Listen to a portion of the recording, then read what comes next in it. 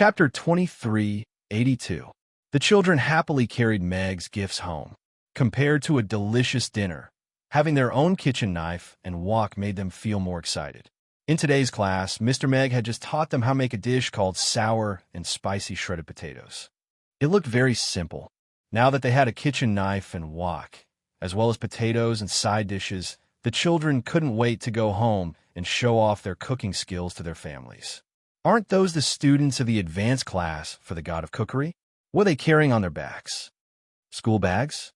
No, it looks like a wok. Look, there's even a wok handle. Giving out wok in class? This Mr. Meg is quite interesting.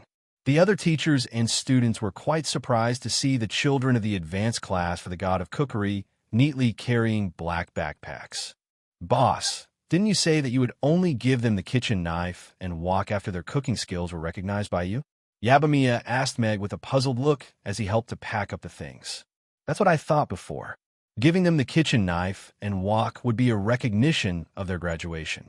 Meg nodded with a smile. But I suddenly understood something today. For these children, perhaps not all of them can reach the level I recognize, but if they have a suitable kitchen knife for daily practice, their chances of success will be higher. As long as they work hard enough, that's enough. Yabamiya nodded thoughtfully and looked at Meg with a smile. Boss, you're really a good person. Meg smiled non-committally and walked towards the door. We should go back and prepare for business. Mother, I'm back. Farah walked into a dark and narrow bungalow with a black cloth bag on his back. A somewhat stooped and thin figure stood up from the only small window in the room. She poured a bowl of water from a chipped pottery bowl and smiled at Farah. Farah, you're back. Are you tired from class today? Farah took the pottery bowl and gulped down the water in a few mouthfuls. He smiled and said, I'm not tired. I'm not tired from class at all. What are you carrying? Mother noticed the black cloth bag on Farah's back. This is a gift from Mr. Meg. An iron pot, a kitchen knife, and a bag of potatoes. Farah put the cloth bag on the ground and took out several things from it. The last thing he took out was a book, A Wonderful Journey to the World. Farah stared blankly at the book in his hand. His eyes immediately reddened, but he couldn't help but smile. This was a book on Teacher Meg's bookshelf. She originally planned to read this book after she finished reading the Chronicles. She didn't expect that he would actually give this book to her. So many things. This is too expensive. Did Teacher Meg really give them to all the children? Farah's mother said uneasily as she stroked the smooth bottom of the pot. She had never seen such a good pot before. Yes, Mother. The teacher said that he gave us the pot and kitchen knife so that we can practice our cooking skills better at home. Farah nodded and put the book in his hand on the bed at the side. He said, also, he gave us homework today. We have to cook dinner for the family with potatoes. You're going to cook? Farah's mother looked at her in surprise. Yes, I learned how to cook potatoes today. Farah nodded. He took out 4 potatoes from the bag and walked into the simple kitchen at the side. Farah's mother, Isha, followed him in. Although the family was not well off, she had never let Farah cook alone since she was young. Some time ago, Farah had successfully entered Hope School with the help of Principal Luna. Last week, the child had come back and said that she had entered the advanced class for the God of Cookery and was going to learn cooking skills from the world's best chef. Isha was already very gratified that the child could eat her fill every day and learn how to read and learn. As for the matter of Farah learning to cook, she did not take it to heart. She just did not want the child to delay her studies and did not ask much about it. Being a chef was not an easy task. Although she did some small handicrafts at home every day and did not go out, she had heard that the son of the family next door had become a chef's apprentice. Not only did he eat well, but he also had a salary of 1,000 copper coins a month. He had become the envy of the neighbors. However, being a chef was not an easy task. She had heard that the son of that family had not been home for more than a month. He stayed in the kitchen every day to practice his cooking skills. 2 days ago, his father went to visit him and said that he ate well, but he had lost a lot of weight. As for her own child, who studied 2 classes at school every week, also wanted to become a chef. Isha did not believe that the teacher was really that good. Farah looked at the pot of porridge that was still half full. He said, I'll heat up the porridge and then stir-fry some hot and sour shredded potatoes. Then, I'll make some salt and pepper potatoes. What? Isha was puzzled. Today, the teacher taught us to cook 2 dishes in class. However, the salt and pepper potatoes were only briefly mentioned without a demonstration. I want to try cooking them, Farah said as he heated up the porridge. Food is a very precious thing. You can't waste it, Isha said seriously. During this period of time, Farah had been eating at school. Their family was slightly better off, but they were still poor. These foods called potatoes seemed to be able to fill their stomachs. It would be a pity if Farah wasted them. Yes, I know. Farah nodded and grasped the kitchen knife at the side. Isha felt that Farah seemed to have suddenly become a different person. Her eyes were filled with a confidence that surprised her. She held a potato in each hand. The broad kitchen knife stuck to the surface of the potato and spun quickly. A thin and long potato skin extended downward. In the blink of an eye, the skin of 4 potatoes had been peeled off. Looking at the potato skin again, it was as thin as paper.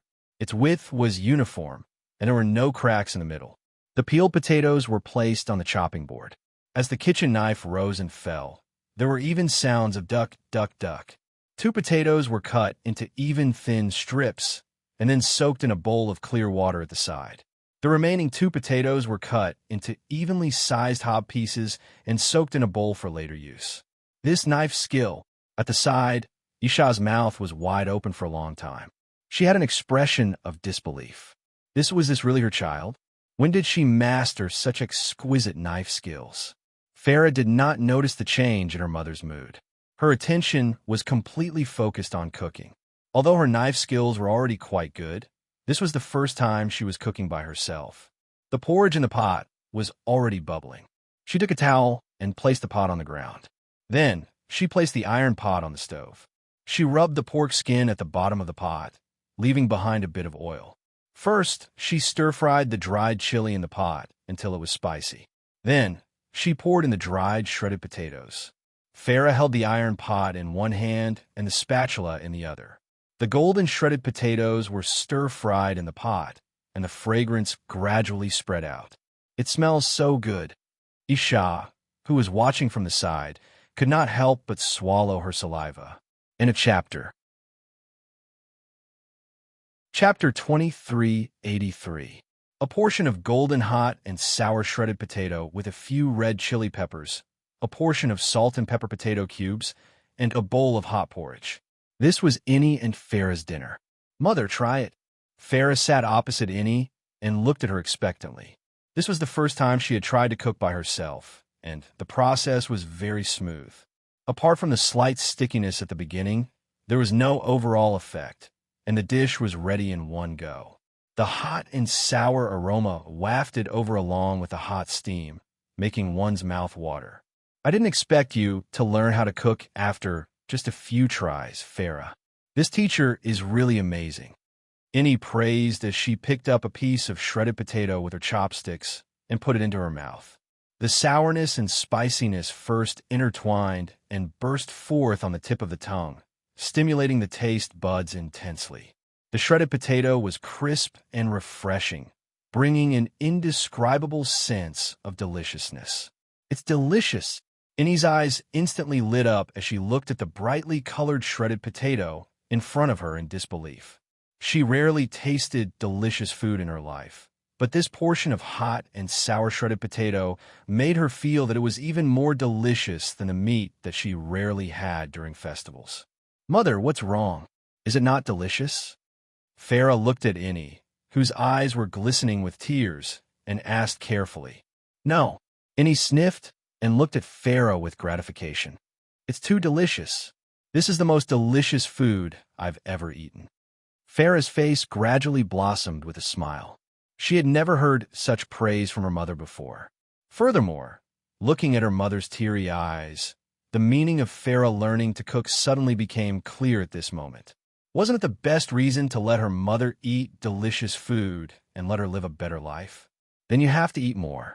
Farah also picked up her chopsticks and began to eat, tasting the shredded potato first. The crispy, sour, and spicy shredded potato was refreshing and delicious, and went especially well with rice. However, to Farah, she felt that something was still missing. The texture of the shredded potato was a little lacking, probably due to the heat control when it was put into the pot.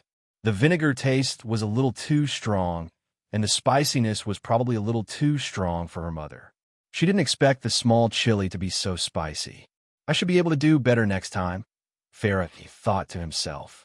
What Meg Sensei said was indeed correct. Cooking required constant trial and practice to find their own problems in practice and then improve again. As for the salt and pepper potatoes, the taste was not bad, but it was not as outstanding as the sour and spicy shredded potatoes. Meg had only announced the recipe for this dish and did not demonstrate it on the spot. Farah's first replication did not seem to be very successful, as her control of the salt and pepper was not very good. However, the mother and daughter were still very satisfied with this dinner. Half a pot of porridge was finished, and there were only a few dried chilies left in the 2 portions of potatoes. Farah had completed her first cooking show. It wasn't perfect, but she was satisfied with it. "Oh, my God, my child, the shredded potatoes you made are too delicious. It's almost on par with your father's cooking." Inside a simple stone house, a skinny middle-aged woman was looking at Beck, who was sitting across from her.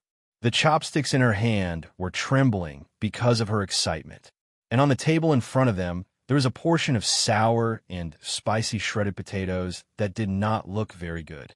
The thickness of the shredded potatoes was not uniform enough, and it should be because the heat was overheated. The originally long shredded potatoes had become small strips of different lengths, and they broke with a pinch. However, this still could not stop the woman's excitement. Beck, who was originally a little depressed, raised his head and looked at the woman in surprise. "Mother, do you think these shredded potatoes are delicious?" "Yes, this is the most delicious food I've ever eaten. It's sour and spicy. It's simply too delicious." His mother smiled and nodded. She picked up another shredded potato with her chopsticks and put it into her mouth. Then she quickly ate 2 mouthfuls of rice and swallowed it before continuing, "It's really too appetizing." Beck took a bite skeptically. The sour taste was a little strong, and the spicy taste was even stronger. The moment he took a bite, he almost burst into tears. He hurriedly ate 2 mouthfuls of rice to suppress the taste. This was a completely different dish from the sour and spicy shredded potatoes made by Sensei Meg when he was in school. However, just as his mother said, the taste was a little strong, but it was indeed too appetizing. "Mother, the difference between my cooking and Sensei's is huge." Beck put down his chopsticks and was a little depressed and disappointed. "Silly child, this is the first time you've made this dish. It's already very good that you can make it like this." His mother put down her chopsticks and gently reached out to pat Beck's head. She smiled and said, "I haven't eaten your teacher's sour and spicy shredded potatoes, but I think your sour and spicy shredded potatoes are really delicious. It's better than any of the dishes I've made." Beck looked at his mother, and a smile appeared on his face. He nodded and said, "Yes, I'll definitely make it better and better. Of course, we still have a bag of potatoes. We'll eat sour and spicy shredded potatoes every night in the future." His mother nodded with a smile. "Mother, can you tell me more about Father? How did he become a chef in the first place?" Your father back then, after Meg used the sour and spicy shredded potatoes in his teaching class, he released this cheap new dish in the restaurant that night. It was a new addition to the vegetarian menu. Today's new dish, sour and spicy shredded potatoes, 108 renminbi per serving. It's been a long time since a new dish with such a low price appeared. I feel like I can try it with my eyes closed. It's sour and spicy. Blind guessing is a good dish to go with a meal. Here comes the good news for gluttons. Looking at the small blackboard hanging at the door, the customers were already discussing among themselves. "Boss, why is such a delicious sour and spicy shredded potato only 108 renminbi?" Yabamiya ate the shredded potatoes and looked at Meg with a puzzled expression. The girls all looked at Meg.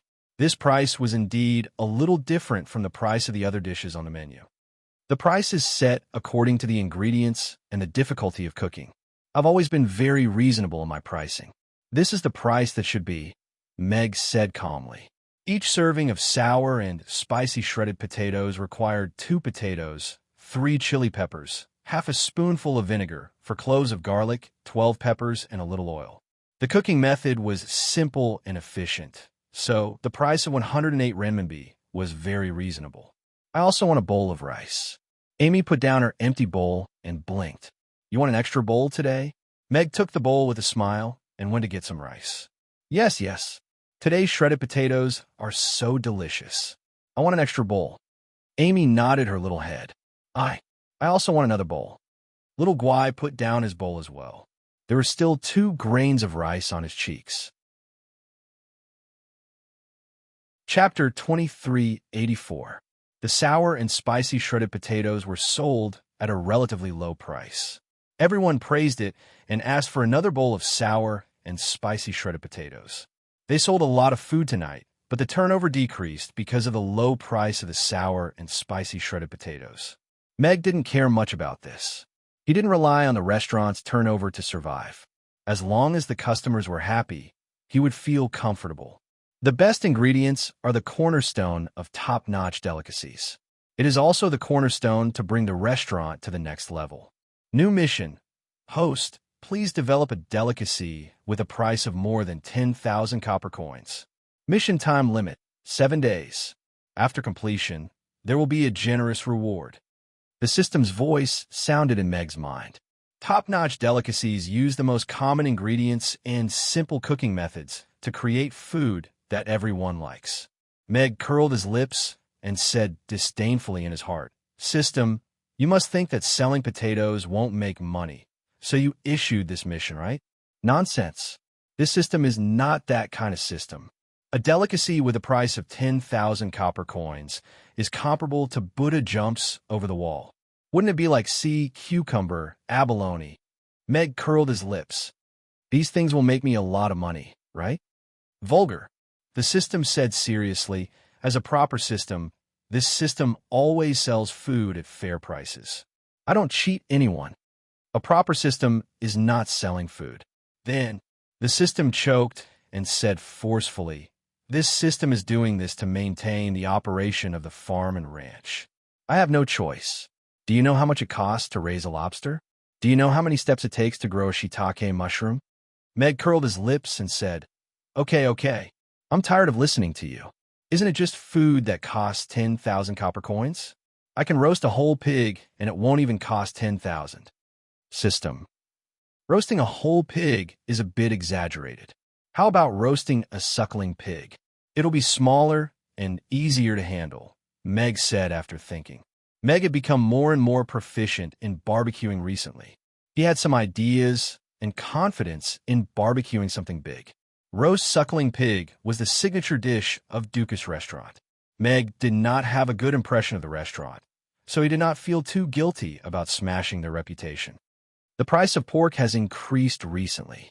Piglets are more expensive because of their mother. 2,000 copper coins for one. The system quickly replied. Meg's brows furrowed as he asked. African swine fever is also spreading on the northern continent. Every little piglet is a strong competitor for the position of pig king in the future.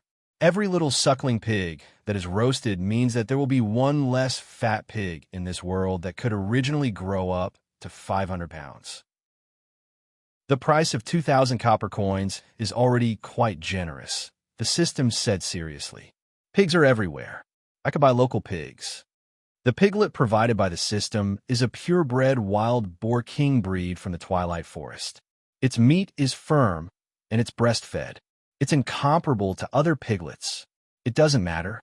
It's a roasted suckling pig. It's even better if it's fatter. You don't need to brush it with oil. Meg remained unmoved. Then what's the difference between you and Dukas restaurant? The same ingredients, similar cooking methods, but different chefs can make 2 completely different dishes. This is the best way to show a chef's ability, Meg said calmly. Now, even a local pig costs 2,000 copper coins. It was the system's turn to be calm. Huh? Are you crazy? Meg's brows furrowed. Pig rearing is still a new industry. It hasn't been promoted on a large scale. Breeding pigs are even rarer, so the price of piglets is generally higher. It doesn't matter. I can also choose to roast a whole lamb. A half-grown lamb only costs 1 or 2,000 copper coins, and a roast whole lamb is much more expensive than a roast suckling pig. Meg immediately changed his mind. He did not know much about piglets, but he knew the price of mutton. It was a very common meat in the market. You fickle man, the system said angrily. Meg could not be bothered with it. He bid farewell to the girls who had cleaned up the restaurant and returned to their dormitory. When he was closing the door, he suddenly remembered Camilla's invitation this afternoon. The night was dark and the wind was strong. The moonlight was enchanting, and there was a faint fragrance of flowers in the air. Spring was here, and it was the season for animals to reproduce again. Should I go, or should I go? Meg pondered. The children had already been brought upstairs to sleep by Gina. They had been playing all night. They went upstairs to take a shower, and then fell asleep obediently.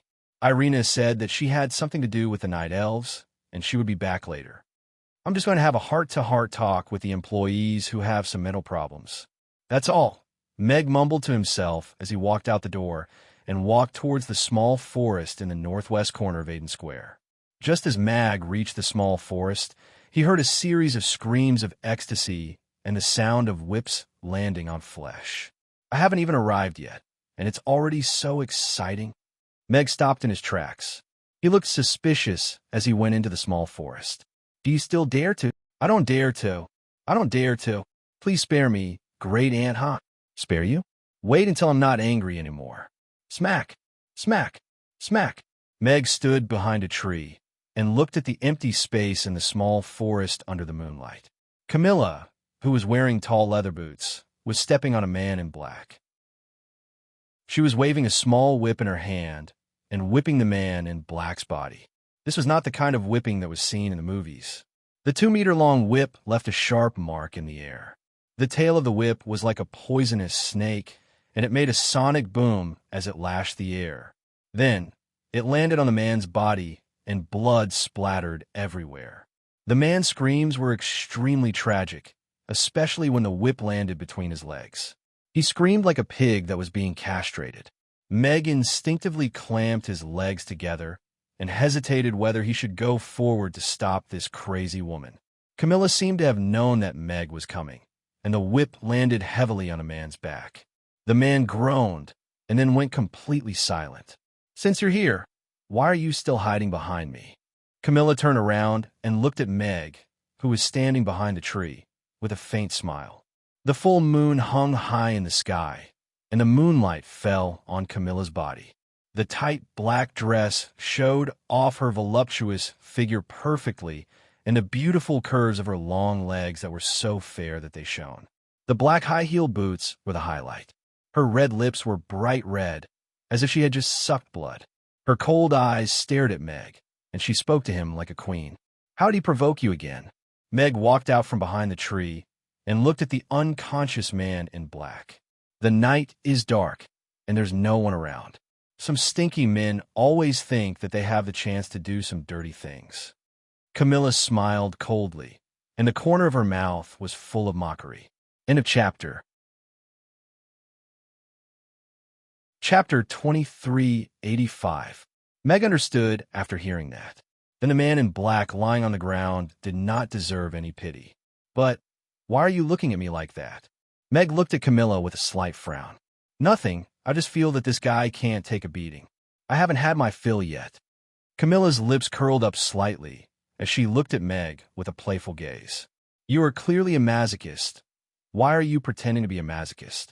Meg curled his lips. Shut up. Camilla instantly exploded. Thinking back to that day when she was tied to the small bed, she felt even more humiliated and embarrassed. She said with a cold face, Did you bring the thing I asked for? What did you ask for? Meg had a puzzled expression. Didn't you ask me to come to the little forest? I thought you were going to show me some big treasure.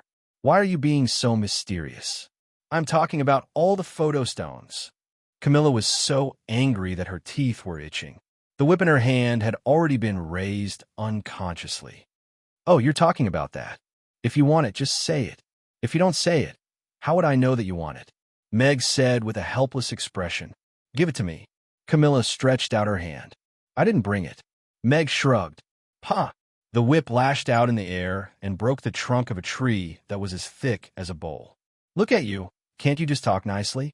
Why do you have to vent your anger on these flowers and plants? This is different from being a scumbag. If you break the whip, they will have to plant another one tomorrow. It will be so hard on the gardener," Meg said with a look of pity. Camilla pointed the whip at Meg and said angrily, "Do you believe that I will really whip you?" Meg said with a calm expression, "That's good. Tomorrow, I will directly stop work and rest for a few days. If they ask, I will say that you failed to get the strange photo stones from me, so you whipped me as revenge." "You shameless person." Camilla was so angry that she did not know whether to lash out or release the whip.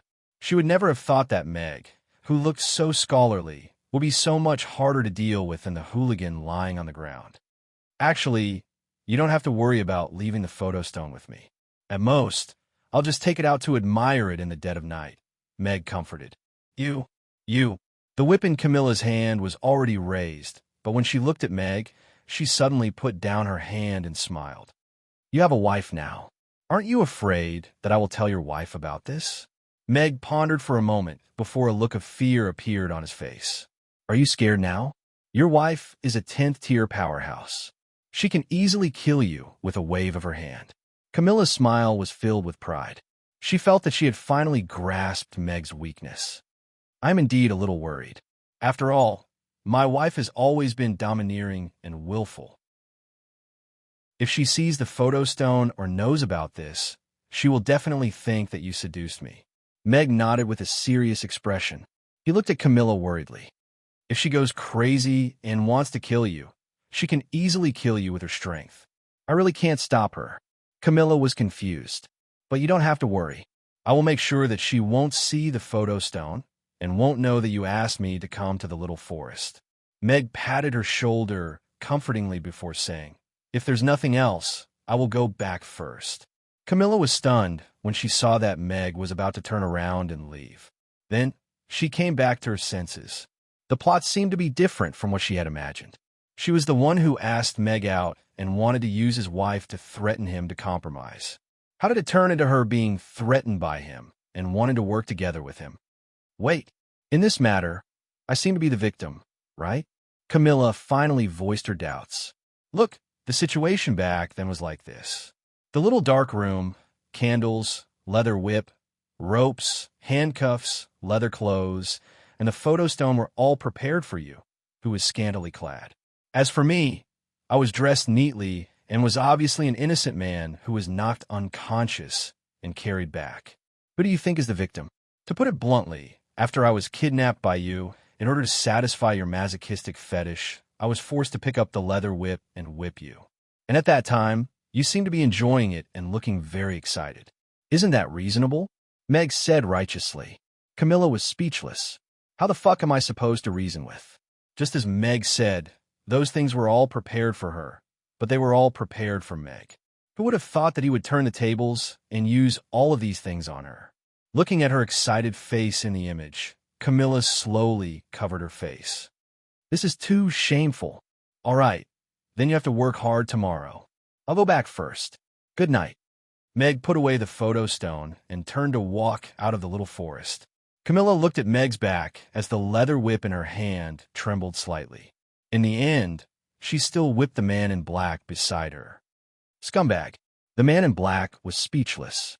The next morning, the old man who was cleaning the place found a half-naked man who was severely injured in the little forest. His back was filled with whip marks, and if one looked closely, they could still vaguely make out the word scumbag. He was quickly carried away by the Grey Temple's patrollers.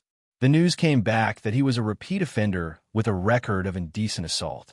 His arms and legs were broken, and even his third leg was broken. Hearing that he was fine, everyone was relieved. The way he used the whip is quite artistic. Irina smiled and turned to look at Meg. What do you think? Normal people don't have such interesting ideas. Meg nodded calmly, as if this matter had nothing to do with him. Actually, I know how to use a whip too. Irina's lips curled up, and a black leather whip appeared in her hand. Meg stared at the whip for a second before pointing to Ugly Duckling, who was sunbathing at the side, and saying, "You can use it to practice." Ugly Duckling, who was rolling around comfortably, turned around and looked at Meg in confusion.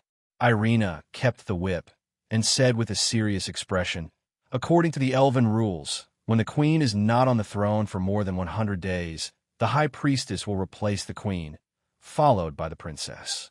Now that the queen and Helena are in seclusion, the elves have not had a king for 100 days. According to the rules, Sally will be the queen temporarily." Meg's expression also became more serious. He looked at Irina and asked, "Did something happen to the queen?" The queen was in seclusion. During this period, many important things happened in the elves and the Norland continent, but she never showed up. There were many rumors in the outside world. Some said that the elven queen had died from her old injuries, but the elves kept it a secret. Mother is still alive. This is the only thing I can be sure of. Irina shook her head slightly. End of chapter. Chapter 2386. Ha ha! From tomorrow onwards, I will be the king of the Wind Forest. Arrogant laughter came from the castle in the Brewster family's territory. Elliot sat on the throne with a proud smile on his face. The elders of the Brewster family couldn't hide their excitement either. Sally Brewster would ascend the throne tomorrow and become the temporary queen of the elves. This news had already spread throughout the Brewster family's territory. No one knew if the queen was alive or dead. Helena was in seclusion. The Wind Forest would welcome a new queen. The status of the Brewster family would also rise. Sally was still a child. In the eyes of the elders, she was still a little girl who didn't know anything.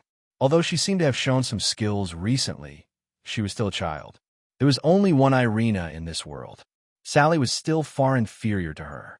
Therefore, it was now the Brewster family's turn to control the highest power in the Wind Forest. Congratulations, Chief. You have a good daughter.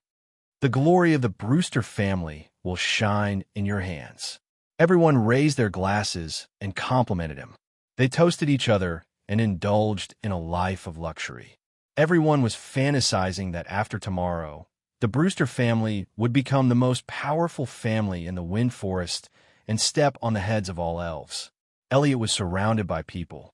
It was as if he had become an emperor who had ascended the throne. Everyone was celebrating, including the young ones who didn't have the right to enter the castle. No one noticed that a group of black-armored soldiers had quietly surrounded the Brewster family's territory. The encirclement was shrinking, and all warnings were erased before they could be issued. Just like that, the black-armored soldiers surrounded the castle. A magic barrier rose and covered the castle. Only then did the laughter in the castle gradually stop. The castle gate slowly opened. What was going on? The elders of the Brewster family looked at the black-armored soldiers with swords and sabers outside the door with their mouths wide open. The Black Iron Guards were the Queen's personal guards. A personal guard formed by elite elves who were only loyal to the Queen. The Black Iron Guards represented the Queen's will. If any elves disobeyed or resisted the Black Iron Guards' orders, they would be deemed as traitors and killed on the spot. You guys, don't you know where you are? How dare you surround the territory of the future queen? Elliot walked up from the crowd and scolded arrogantly. Elliot, we are under orders from Princess Sally to arrest you for threatening the safety of the elves. The leader of the Black Iron Guard stepped forward and flashed an arrest warrant. As soon as he finished speaking, two black figures flew out from the group and grabbed Elliot from the left and right. The black spirit binding rope also instantly tied him up. Elliot, who was drunk, only came back to his senses when his spirit energy was restrained. He shouted angrily, "Let me go. I'm Sally's father, the Queen's father. You can't arrest me." Patriarch. The members of the Brewster family were also shocked. They all took out their weapons and magic staffs. The atmosphere was tense. The leader of the Black Iron Guards glanced at them coldly and said, "The Black Iron Guards are handling this case. Anyone who dares to resist will be punished as traitors and can be killed on the spot."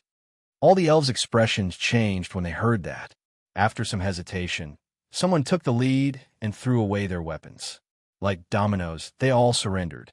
A mocking smile appeared on the leader's face. Princess Sally was the only one with integrity in such a big family. "Stop shouting. The Black Iron Guards are now under the command of Princess Sally. Of course, after tomorrow, you will be the queen. The leader looked at Elliot with a sharp gaze and said, "We have received reliable evidence that you are trying to control the queen to achieve your goal of controlling the Wind Forest. If you are convicted of this crime, you will repent in jail for the rest of your life." Elliot's expression changed drastically. He exclaimed, "You are framing me. I am her father. She can't do this to me." The leader raised his hand and said coldly, "Gag him and take him away." A ball of black cloth was stuffed into Elliot's mouth. 2 Black Iron Guards carried him and stuffed him into the prison carriage. "As for you," the leader looked at the terrified elves and said, "From today onwards, the territory of the Brewster family will be locked down indefinitely. You are not allowed to leave for any reason until Her Majesty gives the order to lift the seal." The Black Iron Guards left, but there was an extra troop stationed outside the territory. A spell formation quickly rose and covered the territory of the Brewster family. The Brewster family members were stunned by the sudden change of joy and sorrow. They just couldn't understand how they had suddenly become prisoners when they were just about to become relatives of the emperor and rise to the top. What was even more frightening was that their leader was captured. As Sally's father, Elliot had just made a vow to become the man who controlled the Wind Forest.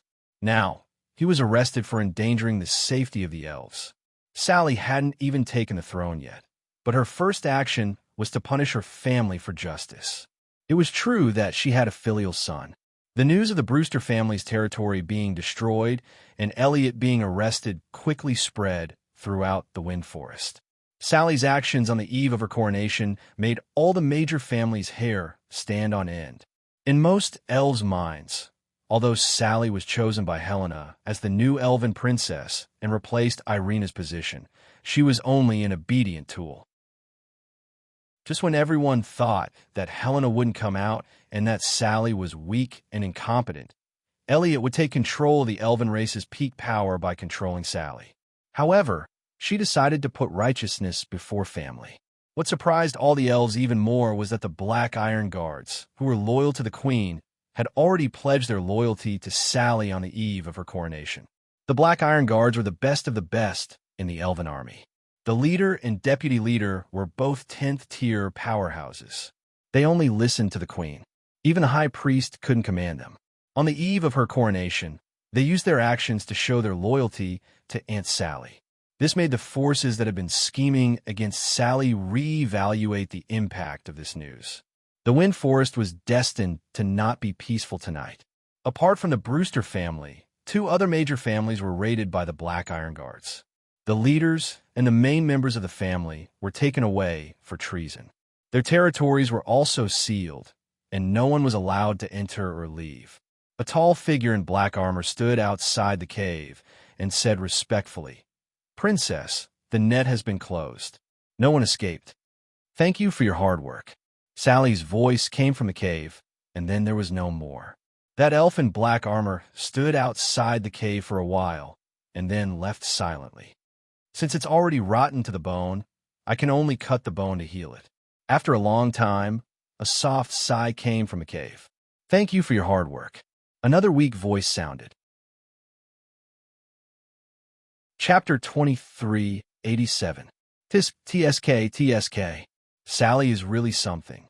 She actually has such ruthless means. I've underestimated her. Irina, who received an urgent letter the next morning, sat up from her bed and exclaimed in shock. "What's wrong?"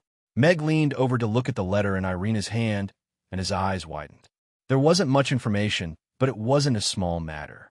On the eve of Sally's coronation, she arrested Elliot and raided the houses of 2 powerful families at the same time. The new queen hadn't even ascended to the throne yet, but she had already burned the 3 most unstable elements. The timing was ingenious, the means were sharp, and the decision was decisive. It was amazing. I wanted to go and support her today, but it seems like there's no need for that now. Irina threw the letter in her hand away, and it turned into golden spots of light in the air. Then she fell back onto the soft and comfortable bed. "Then I'll go back to sleep." "Go ahead and sleep. I'll get up and prepare breakfast. I'll go out for a while." Meg got up and got dressed. Where are you going? Rodu, Meg answered. Going to the opera again? I promised to bring them to the opera previously, and I'm going to fulfill it today. Meg nodded. Miss Black Cat had been popular out of the circle recently. It had even reached Chaos City. Because the situation on the continent was stable, many rich families had already taken their flying steeds to Rodu to watch this opera. The ladies had seen the picture books and were looking forward to this story. Then I'm not going. Irina yawned and turned around. It's more interesting for me to watch the coronation later. With that, Meg was a little tempted. He had watched the opera a few times, and he would get sick of it no matter how good it was. However, the elves' coronation was different. With the elves' long lifespan, it was not surprising that they would only see it once in 100 years. Then, why don't I discuss with them later and see which one they want to watch? Up to you, Irina answered lazily. The restaurant wasn't open today, but because of Meg's travel plans, the girls still came to the restaurant early in the morning. Going on a tour and building a team was the most interesting thing. This was the consensus that the girls had reached. The destination of this trip was Rodu, where they were going to watch Miss Black Cat live. As the first batch of loyal fans of the manga, there was no doubt that the girls were looking forward to watching the opera live in person. Even Camilla, who had yet to recover from the shame of last night, came. Yabamiya took a bite of the soup dumpling and asked Meg worriedly, Boss, will we be able to make it to the show if we leave now? If we set off for Rodu now, we'll only be able to watch the afternoon show, Meg said. If that's the case, then we can only watch 2 matches. What a pity, Yabamiya said regretfully. I heard that Angela is studying in that theater now. We won't see her perform on stage, will we? Barbara frowned. That would be a good show. I'm not sure. Meg was also stunned. He hadn't paid attention to Angela's situation for a while. He didn't know how she was doing with Vicky's acting lessons. However, given Angela's personality, she probably wouldn't be idle. Moreover, the atmosphere of the Black Cat song troupe was good, and they were often understaffed. They probably used Angela a long time ago. Oh yes, I just heard a piece of news this morning, so there's an extra option for today's itinerary. The Elven race will be holding a coronation ceremony today, and Sally will be registered as the Elven Queen. Should we go and watch Miss Black Cat or the ceremony? Meg asked everyone. The restaurant was silent for a while. Of course we're going to watch Sally's coronation. Yabamiya stood up immediately and said agitatedly, Sally is going to be the queen. We should definitely be there. I agree. Barbara raised her hand. I agree too. Shirley nodded. We can watch the opera next time, but if we miss the Elven Queen's coronation ceremony, we might not be able to see it again in this lifetime. Hannah raised her hand. The ladies voted without any suspense. The trip to Rodu to watch the opera was canceled, and they were going to the Wind Forest to watch the Queen's coronation ceremony instead. Did you all receive the invitation? The Wind Forest is not a scenic spot that anyone can visit, Camilla said, pursing her lips. Phyllis nodded and said, the Wind Forest is very strictly guarded. For such a grand event, they wouldn't let outsiders in. That's a problem. Meg pondered. If he wanted to go alone, no one would be able to stop him. However, there were more than 10 people in the restaurant now. It was a big target, and there were all kinds of races. Without an invitation, it wouldn't be easy to sneak in. This is my invitation, but I can't go. You can have it. Irina took out a green token and casually threw it on the table. Lady Boss, why do you have an invitation? Yabamiya asked in surprise. When you're strong enough, you'll naturally be invited. Irina smiled. I see. Yabamiya was deep in thought, and her admiration for Irina increased. Meg knew that this wasn't an invitation, but a high-level token that allowed them to enter and exit the Wind Forest. Since Irina threw it out, they could naturally enter. As for Irina, she obviously planned to attend the ceremony with her own identity. Amy put down her bowl of porridge and looked at Meg seriously and asked, if Big Sister Sally becomes the queen, will she be able to protect me? It shouldn't be a problem if we're in the Wind Forest, Meg said with a smile. Big Sister Sally is a good person. If she becomes the queen, will we be able to live in the Wind Forest? Anna asked Shirley. Shirley was silent for a while and shook her head slightly. I'm not sure yet. A good person can't change a race. Don't worry. Sally will definitely change, Meg comforted with a smile. Sally's series of actions last night impressed Meg. At the same time, he was also looking forward to the transformation of the Wind Forest and the Elven race. Let's go if you're full. We have to get to the Wind Forest before the ceremony starts. It'll be a pity if we miss it. Meg stood up and walked to the door. The Frost Dragon rose from the city and flew toward the northeast. As a 9th-tier Frost Dragon, Elizabeth's flying speed was much faster than normal flying mounts. About an hour later, the silhouette of the Wind Forest appeared in the distance. The lush primeval forest stretched for thousands of miles. Go down, or just go in directly? Elizabeth asked, fly in from the side. It's too troublesome to interrogate bit by bit, Meg said. Chapter 2388. The coronation ceremony of the Elven Queen was the most important ceremony of the Elven race. However, this coronation ceremony was a little special. The elves did not send out invitations to the public. Therefore, when Meg and the others arrived at the center of the Wind Forest, they could already see the majestic tree of life, but they were stopped. Hundreds of arrows were already aimed at them, and the black armored guards surrounded them. Irina is too unreliable. Meg complained his mind. He thought Irina was really confident that they could sneak in and watch the ceremony quietly in a corner. He didn't expect that. She didn't even send out invitations to the public. What was the point of them coming here with fake passes? Elizabeth and Camilla looked around cautiously, thinking about which direction to break in from. They could already see that there was something wrong with the pass. The others were still naive, thinking that this was just a routine check. Sister Sally doesn't know we're coming? Or did she tell them to come and greet us? Amy asked in confusion. Meg smiled awkwardly. The fact that these black armored guards didn't directly attack a group of unidentified people who suddenly appeared in the center of their territory and tried to sneak into the Queen's coronation ceremony was already very polite. What did you get this pass from? An elf who looked like the captain asked coldly as he looked at Meg. This young elf had the strength of a 7th-tier elf. He looked at Meg and the others with caution. This group of people was too strange. The leader was a human male. Other than that, there was a giant dragon, a demon, an orc, and 3 children. He couldn't tell how strong that man was, but those women gave him a lot of pressure. He was already considered outstanding and powerful among the younger generation of elves. However, he couldn't see through the strength of these women at all. They were too powerful, far more powerful than him, especially the woman who was standing at the back of the group with a little girl in her arms. Although she was holding back her aura, just a little of it was enough to make him feel a terrifying pressure. A 10th-tier powerhouse. A 10th-tier powerhouse with a few 8th-tier and 9th-tier powerhouses had unknowingly arrived outside the area of the ceremony. He had already ordered someone to report to the commander immediately. The leader in charge of the internal security should be here soon. As for why he didn't attack this group of people, other than his lack of strength, it was also because of the pass token in his hand. This was the highest level of entry token in the Elven race. Only the Queen, the High Priestess, and the Princess had it. He did not sense any strong hostility from this group of people. Moreover, if one insisted that they were here to ruin the ceremony, this combination would seem a little too casual.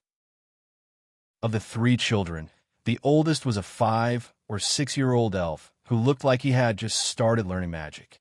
That little half-elf girl is so cute.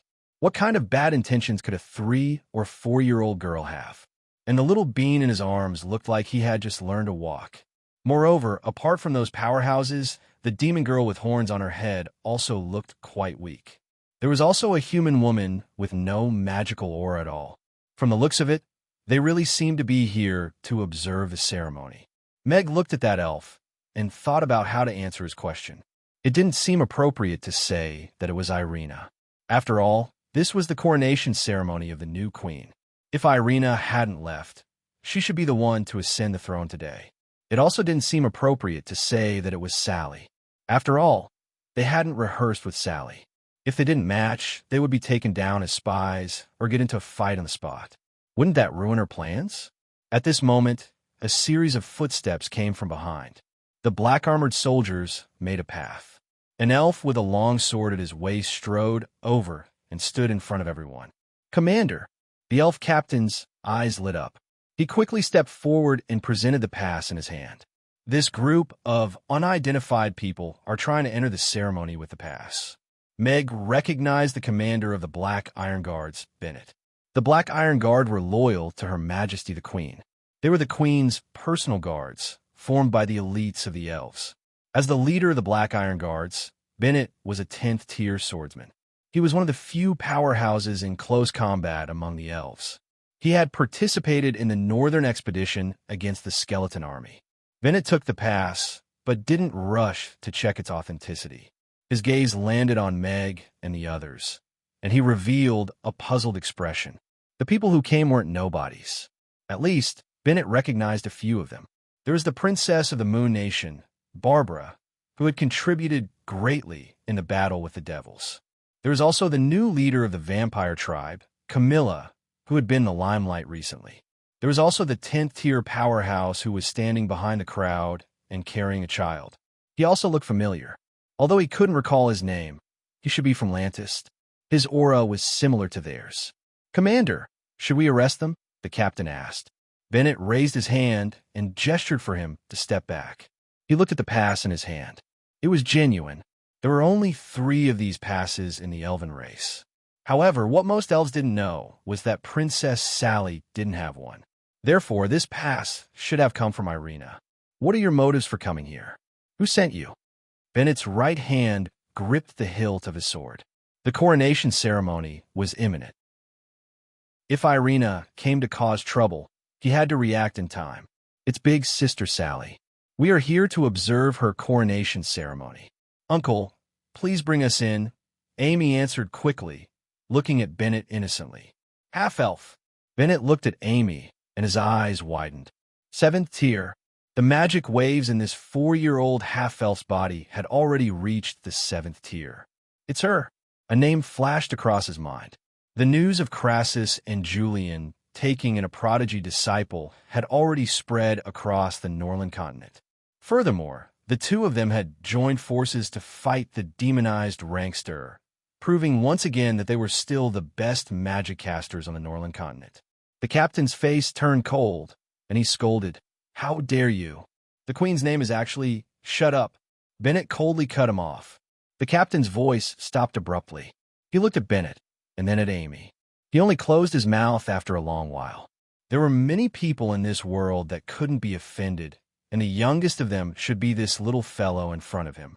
Bennett knew that even if it was a one-on-one battle, this little captain under his command might not be a match for her. Bennett threw the pass to Meg and said in a low voice, "We didn't invite anyone to this coronation ceremony. Everyone, please go back. I was the one who invited them." Right at this moment, a cold voice sounded. In a chapter 2389. "Your Highness." The iron-armored guards parted to the sides, opening up a path. Sally, dressed in a long silver robe with gold trimmings, walked over under the protection of the guards. Her every movement was full of the aura of a queen. "Sister Sally, you're so beautiful today." Amy's eyes were sparkling as she waved her little hands at Sally. "You're really beautiful." Yabamia also had the expression of a little fangirl. Meg looked at Sally and also smiled.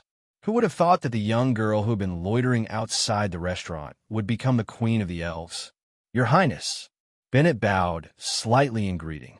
The dark iron guard knelt down on one knee and bowed respectfully.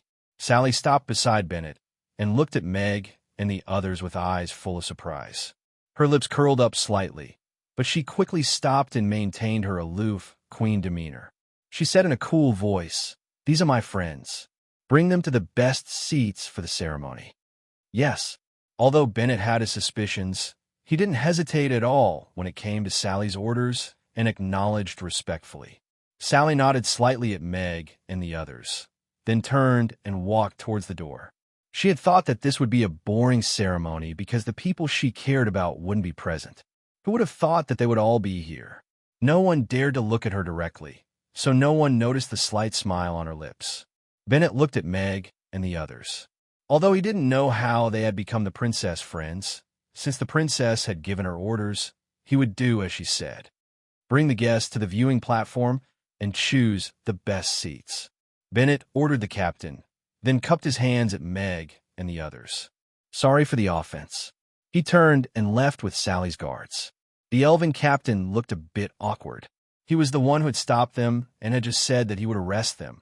But the queen had slapped him in the face personally. These people in front of him really were the queen's friends. And from the way that little girl addressed them, they seemed to be on good terms. This way, please. The captain tried his best to squeeze out a smile as he led Meg and the others forward. The coronation ceremony was held in front of the Tree of Life, the holy tree of the elves. There was an ancient altar and solemn elves. Only the branches of the Tree of Life that swayed gently in the wind looked a little naughty. Seated on the viewing platform were the elven elders. This time, they were not arranged according to their status, but according to their age. The older the elves were arranged to sit in the front row. The young elves stood in the large square under the altar. Other than the elves guarding the border, almost all the elves had come to participate in this important ceremony. Regardless of their status, they stood on the square as equals, just like how their fathers stood here last time, watching the previous queen be crowned as a king. Meg's group entered the venue and immediately attracted countless gazes. Who are they? Didn't you say that there would be no outsiders? Human, giant dragon, demon, and half-elf. What kind of strange combination is this? Voices of confusion were heard. The elven captain led Meg and the others to the viewing platform. Meg did not choose the best spot in the center. Instead, he chose a corner where he could clearly see the altar. This was a celebration that belonged to the elven race. Their arrival was already a surprise, so they naturally couldn't go to the most conspicuous spot to attract attention. The captain's impression of Meg improved significantly. After arranging for everyone to sit down, he said, "If you need anything, please tell the staff over there." "Thank you." Meg nodded slightly and watched as the captain left. "That tree is so spectacular." Amy looked up at the Tree of Life in surprise. This is the Tree of Life, the holy tree of the elven race. It's also a tree with spiritual energy. Meg introduced with a smile. The Tree of Life was very close to Irina and had saved her many times. It had even endured the most difficult 3 years for her. "I think I saw a move just now. It wasn't the kind that was blown by the wind," Anna said in surprise. "The Tree of Life has spiritual energy. The elders of the race said that it was a holy tree that was personally planted by the goddess of life. The elven race established a connection with the goddess of life through it. Only an elf that has been acknowledged by it can become the queen of the elven race," Shirley said. Right at this moment, a branch of the Tree of Life suddenly rose up and flew toward the viewing platform. It was like a green ribbon flying toward Meg and the others. Everyone turned to look with confusion in their eyes. Why did the Tree of Life suddenly move? The branch grew quickly and finally stopped in front of Amy. The branch, which was as thin and soft as a willow branch, lightly touched Amy's head as if it was caressing her head. "Hee, so ticklish." Amy laughed, but she didn't avoid it. A corolla appeared on the branch and gently placed itself on Amy's head. Then it patted Amy's head lightly. Green light dots fell like flower petals, as if it was giving her blessings. The branch quickly shrank back and swayed gently with the wind as if it had done nothing. The elves looked at this scene with their mouths agape. The Tree of Life put a corolla on a half-elf and even gave her blessings. The Tree of Life had a spiritual energy, but not all elves could be acknowledged and blessed by it. In the past 100 years, only Irina and Sally had been acknowledged and blessed by the Tree of Life. And now, this little half-elf girl who had come to the Wind Forest for the first time had been blessed by the Tree of Life. It must be the Tree of Life's blessing for a guest who came from afar. "This doesn't mean anything," an elder said. The elves all nodded in agreement. This was the only explanation that could make them feel better. "Beautiful, beautiful," little Gwai said as it clapped its little hands. "Little Amy is liked by the Tree of Life," Mia also said with a smile. Shirley, on the other hand, was a little surprised. Like the other elves present, she also knew what it meant to be acknowledged and blessed by the Tree of Life. Amy wasn't a pure elf. She had half human blood in her. Why did the Tree of Life choose her? Unless it was because of the other half of her blood that the Tree of Life gave her special treatment? And that passed from before. She only remembered how precious it was after seeing it clearly. Since the lady boss didn't come from the Wind Forest, then she shouldn't have this pass. It could even be said that only a few people in this world could have this pass. A bold idea appeared in her mind. She looked at AI Me. Those beautiful azure eyes were so familiar, and the sight of AI Me's face made her see some overlapping contours. Then the boss. Shirley's eyes suddenly widened. Chapter 2390. Shirley looked at Meg, who was smiling gently as he hugged Amy. She was a little dazed. The thought that rose in her heart was too shocking, and she couldn't be sure for a moment. If Amy was the princess's daughter, then the boss would be Alex, that godlike man. But such a godlike man's daily routine was actually to open a shop, cook, and take care of a child? This was too different from the image of the man in her impression. It couldn't be described as cute anymore. It was simply terrifying. But when this thought rose in her heart, she felt that Amy was more and more similar to the princess. That pair of beautiful eyes, that silver hair, and the equally shocking magic talent. Another point was that ever since the lady boss appeared in the restaurant, the princess had never come to the restaurant for a meal again. Now it seemed that it wasn't that she didn't come, but that she had changed her identity and was eating in the restaurant openly as the lady boss. Thinking back to the cooperation between the boss and the night elves, as well as the series of actions, it seemed more reasonable. This. Shirley raised her eyebrows slightly. Her expression and emotions were a little complicated. Just then, Meg happened to turn around and look at her. Their eyes met, and Meg smiled gently before looking away. Shirley blushed and hurriedly looked away. Looks like she can still control her emotions after revisiting the old place. Meg thought to himself.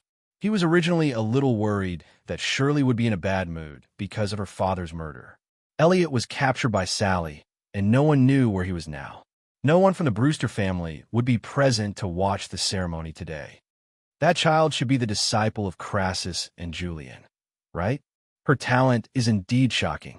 On the high platform, an elderly elf looked at Amy, who was wearing a flower crown, and said with a smile, "She's even more stunning than Irina back then." An elder beside him also exclaimed, "Did you find out who her mother is?" There was no news before, but I heard that her mother came back recently. She's a young, great magic caster, but no one knows her identity and past. It's a pity that she's a half-elf, an elf said regretfully. The elves fell silent. The most important thing for a race's inheritance was bloodline. Half-elves were destined to never become the queen of the elves, and they wouldn't even be recognized as a member of the elves. The commotion caused by the interaction between the Tree of Life and Amy soon subsided. Melodious music began to play, and the scene gradually quieted down. The coronation ceremony was about to begin. There were 100 white jade stairs leading to the altar. At the end of the white jade stairs, there was a straight path that was 5 meters wide. There were black iron guards standing a few meters apart on both sides of the path. In a moment, Sally would pass through this long path, walk up the white jade stairs, and ascend to the altar, where the coronation would be completed. As the music started, Sally appeared at the end of the long road, surrounded by guards. The scene was solemn and quiet. All the elves looked at Sally. Today, she would be crowned as the queen of the elves. Is the princess not coming? Phyllis looked around. She had disguised herself today to avoid unnecessary trouble. Meg scanned the surroundings, but did not find Irina. Just as he was feeling puzzled, he heard a commotion from the black iron guards. "Purple-striped griffin!" someone exclaimed. Everyone looked up at the sky. A griffin shining with purple light swooped down.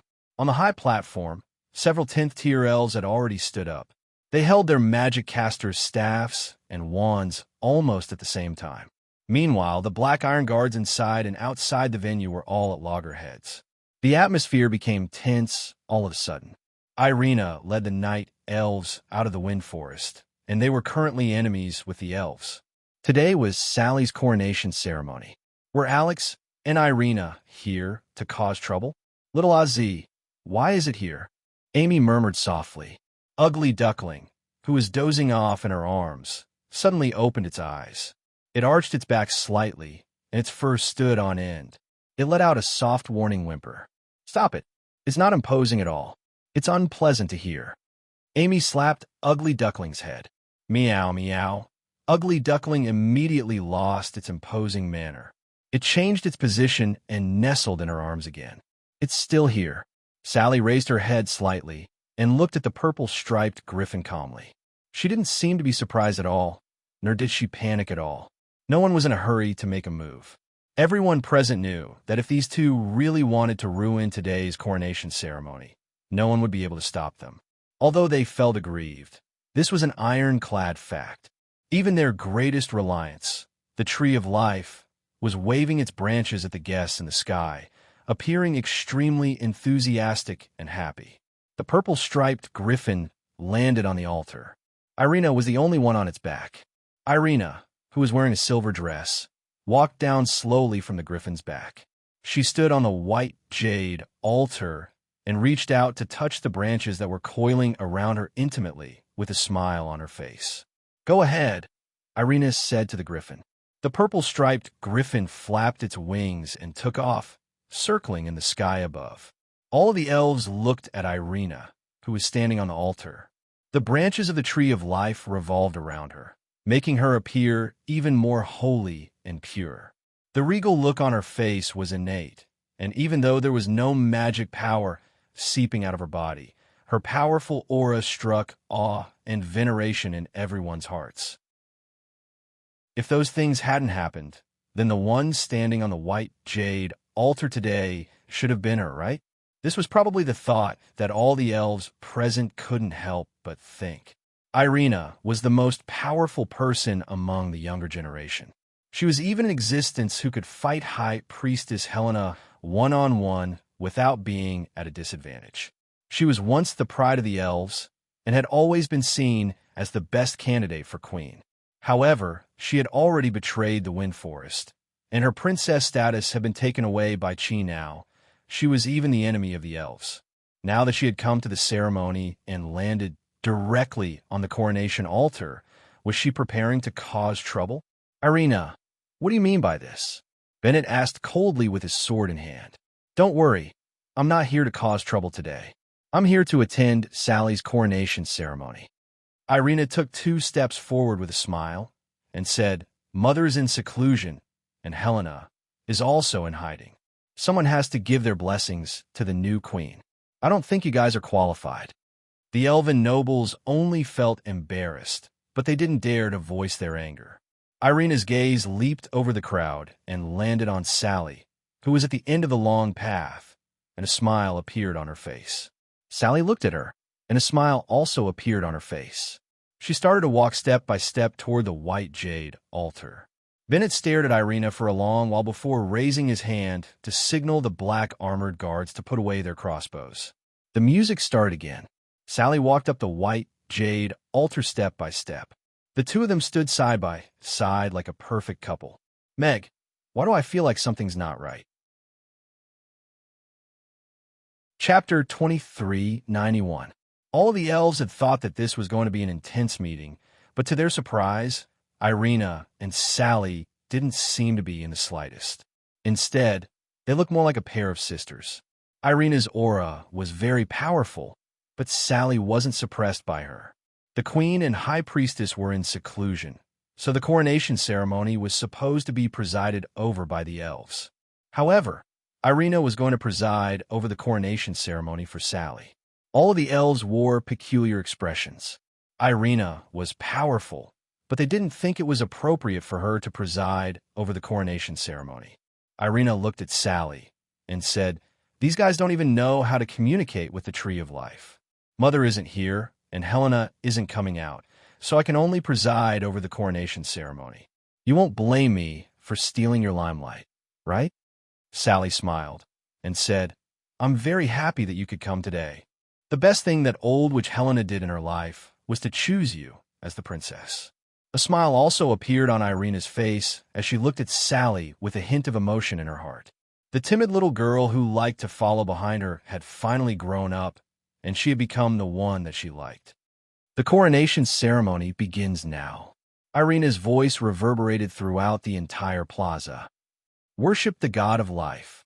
A silver light lit up on the white jade altar as soon as she finished speaking, and a white jade stone tablet that was 3 meters tall slowly rose up from the center. There was a blurry female figure engraved on the stone tablet, and there was a tree beside her. It was a towering tree, and its branches danced in the wind. Sally wiped the smile off her face, and her expression became solemn. She lifted the hem of her dress and crossed her arms in front of her. Then, she knelt on the white jade altar and kowtowed toward the stone tablet. All of the elves in the plaza and on the viewing platform knelt down and kowtowed toward the altar. Anna, this is the god that we elves worship. Shirley and Anna also got up from their seats and kowtowed. Amy looked around, then turned to look at Meg and asked, Father, should we bow to him? Yabamia and the others were also sitting uncomfortably. Fortunately, they were sitting in a corner, so they were not that conspicuous. We don't need to worship. We don't believe in God. Meg smiled and shook his head. He was now a demigod and had even raised a god. It was strange for him to worship an illusory god. Oh, Amy nodded and stopped moving. After 3 kowtows, the ceremony ended. Sally stood up. Then, all the spirits stood up. A silver pen suddenly appeared in Irina's hand. She walked forward and wrote Sally's name on the stone tablet. Looking closely, there were more than 10 names before Sally's name. They were all the names of the elven queens. After leaving her name on the stone tablet, a silver light shone from the stone tablet and disappeared between Sally's brows, leaving a silver crescent mark between her brows. The goddess of life has acknowledged Sally, Shirley said softly. Meg looked at the stone tablet curiously. He wondered where the goddess of life was now. Had she already ascended, or was she trapped somewhere like the sea god, waiting for a chance to reincarnate? Crown the holy tree and ascend to the throne. Irina's voice sounded again. The branches of the tree of life parted, and golden and green spots of light shone like stars in the sky, even overshadowing the light of the sun. A branch drooped down and took out a golden crown from the top of the stone tablet. The golden crown shone brightly under the sun. In the middle of the crown, there was a teardrop-shaped sapphire embedded. A holy aura emanated from the crown, making people want to bow down and worship it. Is it a divine weapon? Meg's eyes lit up as he felt an unusual aura from the crown. A crown, it's so beautiful. Little Gwai stared at the crown with sparkling eyes before turning to look at Meg. I want it. That won't do. Meg shook his head and looked at the trident in Little Gwai's hair that was used as a hairpin. It was something left behind by the gods. Looking at the crown, the elves' expressions became even more pious and fanatical. The branch curled up the crown and slowly lowered it onto Sally's head before placing it on her head. The golden light enveloped her, and it was so dazzling that people instinctively looked away and didn't dare to look directly at her. Irina narrowed her eyes slightly as she looked at Sally with the crown on her head. She was in a daze for a moment. Ever since she could remember, everyone had told her that she would wear this crown and become the queen of the elven race. It was such a heavy thing that forced her to become stronger and break the records left behind by her predecessors. She didn't know when it started, but she suddenly hated this arrangement. Maybe it was when she saw that young man in the Magus Tower, or maybe it was because there was no one else in the same generation who could fight. Or was it because of those disgusting rules and systems? That was why she ran away from home and escaped from the Wind Forest to travel all over the Norland continent. She was no longer the cold and noble princess of the elven race. She defeated all the magic casters in the world at the Magic Caster Tournament in Rodu and won first place. She tricked Dracula into organizing an exhibition of vampires eating grass on the Demon Islands and earned a huge sum of money. She brought Alex to rob the vault of the Golden Dragon Island and filled 12 space rings She did many things that were considered unorthodox by the elven elders, but she became the idol of the younger generation. That was because she was so powerful that she became a legend at such a young age. She left behind a string of undefeated battle records, and she walked side by side with the most powerful man on the Northern continent. She didn't like this arrangement and didn't think she could be a qualified queen. She thought she couldn't escape from the arrangement of fate, but she didn't expect Sally to replace her as the new princess, and now she was even crowned queen. Willow took out a golden scepter from the stone tablet and handed it to Sally.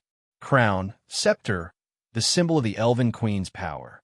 From this moment onwards, Sally was officially the queen of the elven race. With the crown on her head, Sally took a step forward, raised the golden scepter in her hand, and loudly said, "My people, the god of life blesses you. Queen, your majesty." The elves began to cheer with fanatical and worshipful expressions. The branches of the tree of life swayed, and spots of green light scattered on the square and landed on the elves' bodies. The aura of life surged, and the spots of light merged into their bodies, healing all their hidden injuries and old illnesses. Irina looked at this scene with a smile and slowly stepped back. She believed that Sally could do better than her and bring a brighter future to the elven race. Chapter 2392. Sally was crowned king and blessed her people. She became the new queen of the elves amidst the cheers. Mag and the others also stood up to give their blessings and applause to Sally. From how Sally treated Elliot and the others before she ascended to the throne, Mag was certain that the elves would have a bright future. Under Sally's leadership, they would enter a new phase. But what were the elven queen and Helena doing? They were in seclusion and didn't even show up for such an important event like the queen's coronation. The coronation ceremony was about to come to an end. Next, the queen led all the elves to worship the goddess of life and asked for the protection of the elven race. Next, there were singing and dancing performances, which marked the official start of the ceremony. Sally gripped the scepter in her hand tightly. She felt the heavy weight. This was the responsibility of the entire elven race. The future of the entire race was now in her hands. Although she had prepared herself mentally, she still felt a lot of pressure when she put on the crown and held the scepter that symbolized power. She looked at the enthusiastic and trusting faces below her. However, when her gaze fell on the group of elves in the corner and saw the smiles and encouragement on their faces, she suddenly felt a lot of courage. Her gaze also became determined. "Congratulations, Your Majesty," Irina said with a smile. "Thank you." Sally nodded with sincerity and gratitude. Irina waved her hand and walked down the altar. The rest was up to Sally. As the queen, it was very important for her to lead her people through the first worship ceremony. Irina stepped down from the altar and onto the viewing platform. The elves sitting in the center all stood up and made room for her. Irina looked at them and chose a seat. "Sister Irina is so cool." "Yeah, she has such a strong aura and a big heart. She's so cool." The girls in the restaurant all turned into fangirls. Phyllis wasn't too surprised. The outside world seemed to be sad that the princess couldn't become the queen, but she knew that the princess never wanted to be the queen. The music sounded again, and 2 rows of elves presented freshly picked melons and fruits. They placed them on precious jade plates and placed them on the altar. Sally led all the elves and started the grand and complicated sacrificial ceremony. Meg and the others watched from the side with great interest. It was rare to see such a grand ceremony. Meg stared at the stone tablet on the white jade altar. While the elves were chanting and praying, there seemed to be a mysterious aura that was pulling strands of power towards the stone tablet. "This is the power of faith?" Meg raised his eyebrows and closed his eyes. Within the darkness, wisps of green-white gas appeared above the elf's head and flew towards the stone stele. Just as he thought, the god of life relied on the elves to constantly absorb the power of faith, and in return, she protected the elves to a certain extent. To a certain extent, this could be said to be a mutually beneficial transaction. Meg was gathering fans, teaching them how to cook, absorbing their power of faith, and condensing divinity. It was actually similar. The only difference was that the god of life provided healing and faith, while Meg provided cooking skills and cooking skills. Meg opened his eyes and sized up the stone tablet. But where is the god of life? Is she hiding in this stone tablet? It shouldn't be. This might be a medium to absorb the power of faith. Just then, the silver light on the stone tablet suddenly brightened. The dazzling light made Meg squint his eyes. The stone tablet seemed to be burning, and the light became brighter and brighter. Meg's expression became serious because it seemed that other than him, no one else present felt this change, including Sally, who was closest to the stone tablet on the altar. She was still praying devoutly.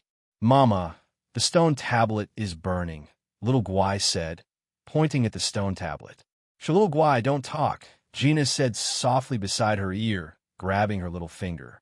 Little Guai can see it too, but Gina, who is already at level 10, can't see it. Meg leaned forward slightly. He noticed that Irina's expression didn't change. It seemed that she couldn't see the change in the stone tablet either. The burning was becoming more intense. It started from one point and had already spread to the top half of the stone tablet. It didn't seem to be accurate to say that it was burning.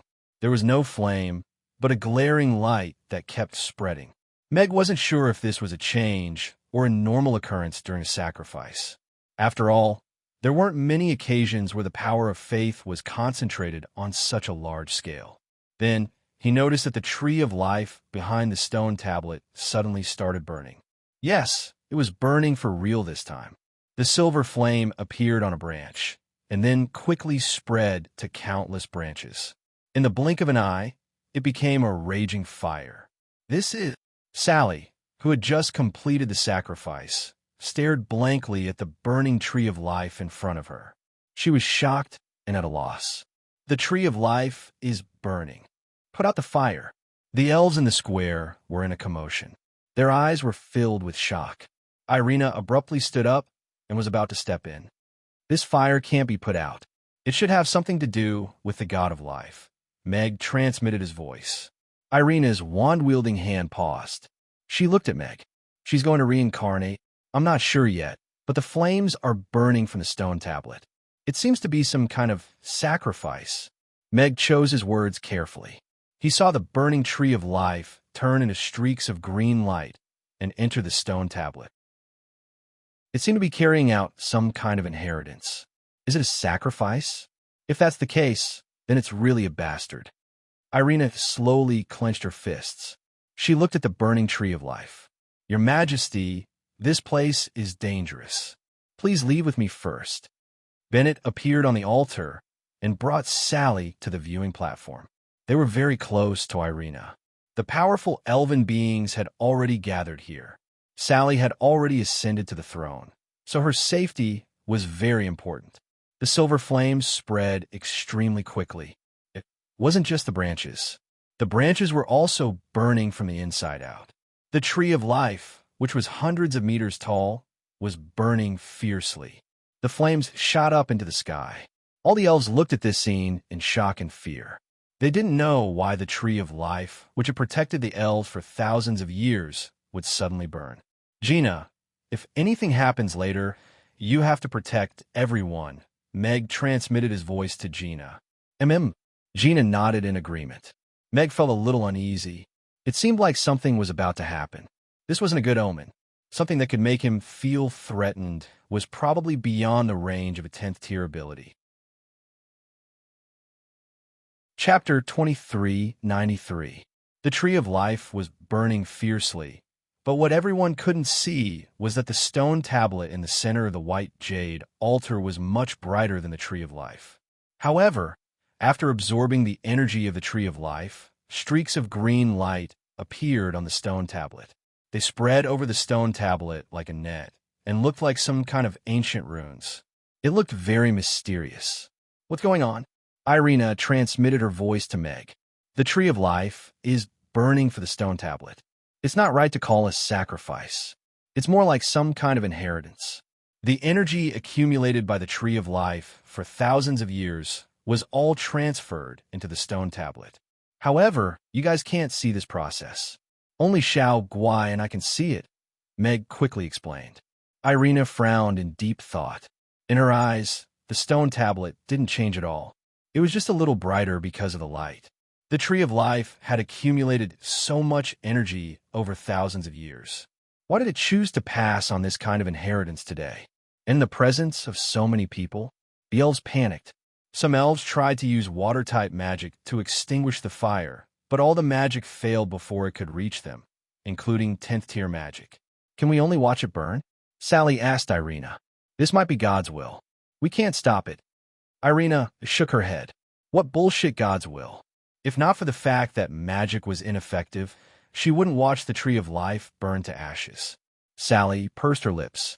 Since even Irina said so, there was no way to change this. She didn't expect the Tree of Life to burn on the day she ascended the throne. The burning of the Tree of Life was a big deal. Meg wondered if the former queen and Helena would come out to help. The fire didn't last for too long. After about 10 minutes, the fire stopped. No ashes were left, and no charcoal was left. The Tree of Life that was hundreds of meters tall completely disappeared in the fire, leaving only an empty pit. The buildings built around the Tree of Life seemed even more desolate now. The entire place was silent. Only the elves were crying softly. The symbol of the elven race seemed to have disappeared at this moment. Only Meg knew that the Tree of Life didn't disappear. It entered the stone tablet in another way. On the mural, the Tree of Life that the elven goddess was leaning against had turned green. It was bright and vibrant, as if it was alive. Wah! Right at this moment, a baby's cry broke the silence. At the top of the stele, countless green vines grew out and intertwined to form a cradle, supporting a baby girl as it slowly rose. The energy of the Tree of Life poured into the baby's body. The elves saw this scene, and their mouths were wide open. This is the divine infant, an elder from the elf tribe stammered. The reincarnation was successful. And Irina looked at the baby, and she was also a little dazed. The little thing was only a little bigger than when Amy was born, but she looked like she was carved from jade. Her eyes hadn't opened yet, but her little pointy ears were extremely adorable. For some reason, she felt a strong sense of intimacy when she looked at the little thing. The Tree of Life is burning. The divine infant has been reincarnated. The goddess of life has reappeared. An old elf yelled. The elves finally came to their senses, and they also fell into a frenzy. They looked at the baby on the stone tablet with feverish expressions and knelt down in worship. What should we do now? Sally was dumbstruck for a moment before turning to Irina. You're the queen, so you should be the one to carry the baby down. This is a child bestowed by God, Irina replied. Sally nodded and walked down the viewing platform toward the altar. Right at this moment, a sudden change occurred. A black hole suddenly appeared in the sky, and a huge figure appeared. It was a strange creature that looked to be at least 100 meters tall. It had 6 hairy legs like a spider, and its body was similar to that of Forest Troll. It was thick and full of sharp spikes. What was even stranger was that it had 3 heads and 6 arms. It was like a monster that had been randomly pieced together. Meg was familiar with this structure. A great old one. Meg stood up, and his expression became serious. At the same time, a black ray of light shot out and flew toward the baby on the stone tablet. Intruder! Bennett yelled, and almost at the same time, he unsheathed his sword. His figure suddenly flashed, and he held the sword with both hands as he slashed at the black ray of light. The sword was very fast. At the very least, it could be ranked in the top 3 among the swordsmen that Meg had seen. However, that black ray of light was very cunning. When the sword slashed at the black ray of light, it was only an illusion. Almost at the same time, a capsule-shaped metal cabin appeared beside the stone tablet. The cabin door opened, and the baby was locked inside along with the baby. Stop him! The elven powerhouses present attacked almost at the same time. Some tried to stop the metal cabin, while others started to attack the intruder. However, after the metal cabin took away the baby, it disappeared with a flash of black light. When it reappeared, it was already in the monster's hand. Haha! It really is the divine infant. A sharp, ear-piercing laugh came from the monster's mouth. It's spatial magic. This monster is very strong, Barbara said seriously. I'm afraid we have to run. If we can't win, we'll run. There's nothing embarrassing about that. Let's go. Meg stood up and led the way. Everyone, what are you waiting for? Hurry up and run. Meg carried Amy and jumped over the railing at the side to leave. Let's go. This is indeed not a battle that we can participate in. Barbara also stood up and ran. She had a deep memory of the battle in the north. Against such a monster, level 8 and level 9 beings would be nothing but food. Meg took Amy's group and ran away. His priority was to ensure the absolute safety of his own people, followed by the divine infant. He was still not sure whether that guy was a great old one or not. There was no obvious magic power, but his appearance was somewhat similar. His energy level was indeed above level 10. The elven powerhouses were all present, including Irina. Meg believed that they could hold on for a while. Moreover, the elven queen and Helena should not be able to hide anymore, right? I'm taking this child away. You can't stop me. The monster's sharp voice was full of mockery. Space began to distort, and a black hole appeared, about to cover it. Put down the child. At this moment, a cold shout was heard. The black hole that had yet to form collapsed instantly. Chapter 2394. The black hole collapsed, and a monster fell from the sky. However, it rolled on the ground, still holding onto the metal cabin tightly. At the same time, an elf appeared on the altar with a magic caster staff in her hand. She pointed it at the monster and said coldly, "Did you not understand what I said?" Her regal aura and domineering aura were all indicative of her status. "Queen, your majesty." All the elves were in an uproar as they stared fervently at the queen in a gorgeous dress standing on the altar.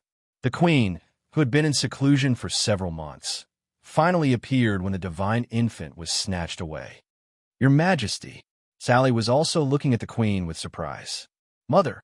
Irina, who was about to attack, stopped in her tracks. However, she furrowed her brows as she looked at the queen. "I'm afraid you're not qualified." The monster cackled. A door suddenly opened in its chest and swallowed the metal cabin containing the female infant. It then opened its mouth and spat out 2 fireballs at the queen. "Mother, be careful. Its magic has spatial attributes," Irina reminded. As soon as she said that, the fireballs that the monster had just spat out disappeared. In the next second, they appeared on the altar with the queen in the middle. Then they exploded. Boom! A mushroom cloud rose up, and the deafening sound of the explosion was deafening. The elves standing in the front row of the plaza were flipped over, and many of them were injured. What a powerful magic attack! The elven powerhouse's eyelids twitched violently. The power of these 2 magic balls, which seemed ordinary, was no less than a full power attack from a magic caster. Her Majesty. All the elves looked at the altar worriedly. They didn't know if the queen could withstand such a powerful magic attack. Furthermore, it was so sudden and confusing. The flames dissipated, and the white jade altar was unscathed. However, the queen was nowhere to be seen. "This is the Wind Forest. What right do you have to behave so atrociously?" The elven queen stepped out of the void and raised her magic caster's staff above her head. She said coldly, "Holy light, annihilation." A golden holy light lit up from the blue gem at the top of the magic caster's staff. It instantly traversed space and pierced through the monster's heart. A hole that was several meters wide appeared in the monster's chest. Both ends of the hole were penetrated. Interesting. Lowering his head to look at his chest, he let out an ear-piercing laugh. Suddenly, he patted his chest to erase the hole. At the same time, black ripples appeared around his body and spread out in all directions. "My attack is ineffective?" The queen frowned. The wound on the monster's chest had already healed, but his aura had not weakened at all. Just as she was distracted, the black ripples had already enveloped her. She wanted to retreat, but when she activated her spatial magic, it was as if she had fallen into a swamp.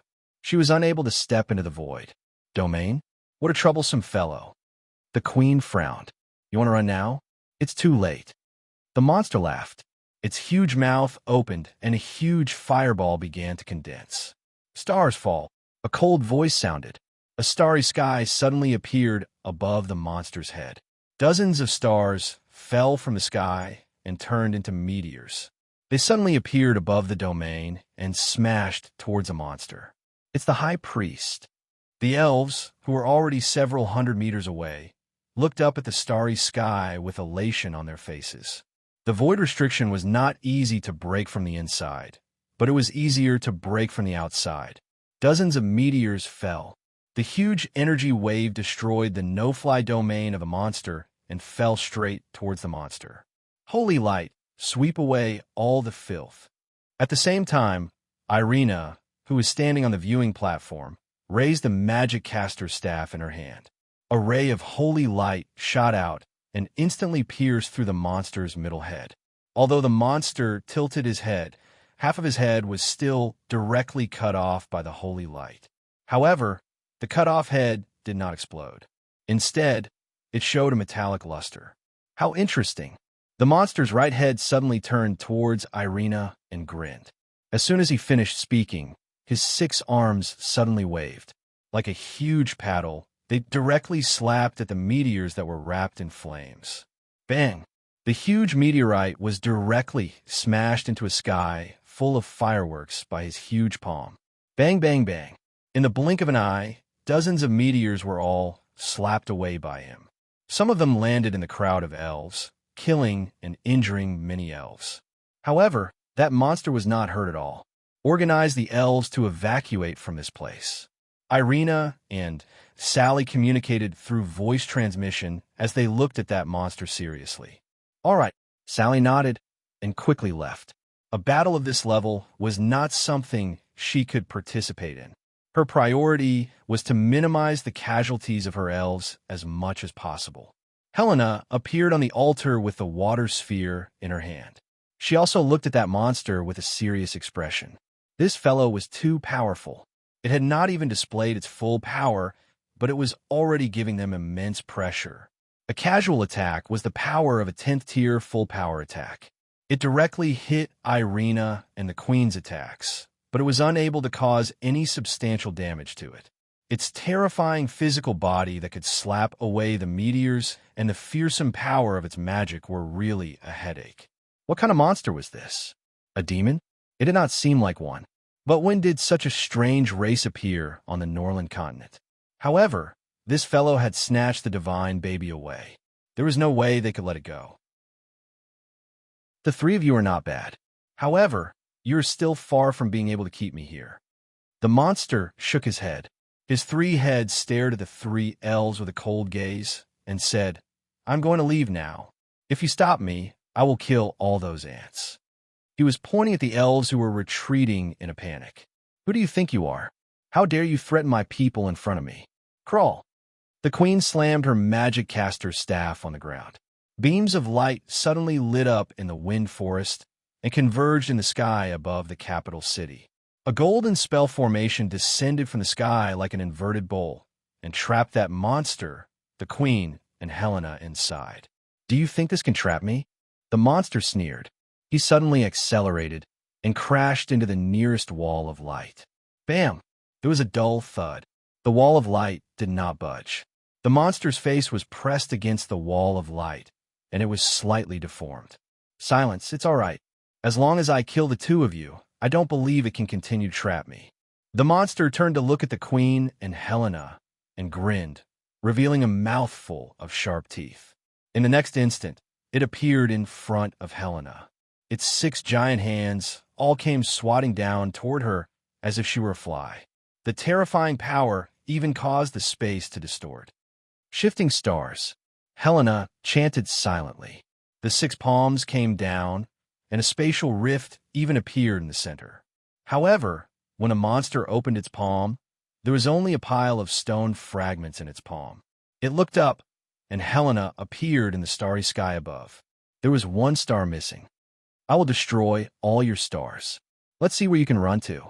The monster pulled out a black staff that was over 100 meters long from somewhere and swept it toward the starry sky above its head. The stars in the sky were like lamps of different sizes, and they were all annihilated by the monster's iron staff. Helena swam between the stars and dodged the monster's attacks. She looked a little disheveled. The queen's light magic was dazzling, but it didn't cause much substantial damage to the monster's body. Irina looked at Helena, who had been forced into a corner, and hesitated for a moment before flying into the spell formation with her wand. "I will smash your dog head." Irina appeared above the monster's head, and the tip of her magic caster's staff shone with golden light. She suddenly smashed it toward the monster's head that had been sliced in half. Bam! The magic spell exploded at close range, and the remaining half of the monster's head was instantly blasted into smithereens. "You damned woman!" The monster let out a furious roar and grabbed at the top of its head with its two hands.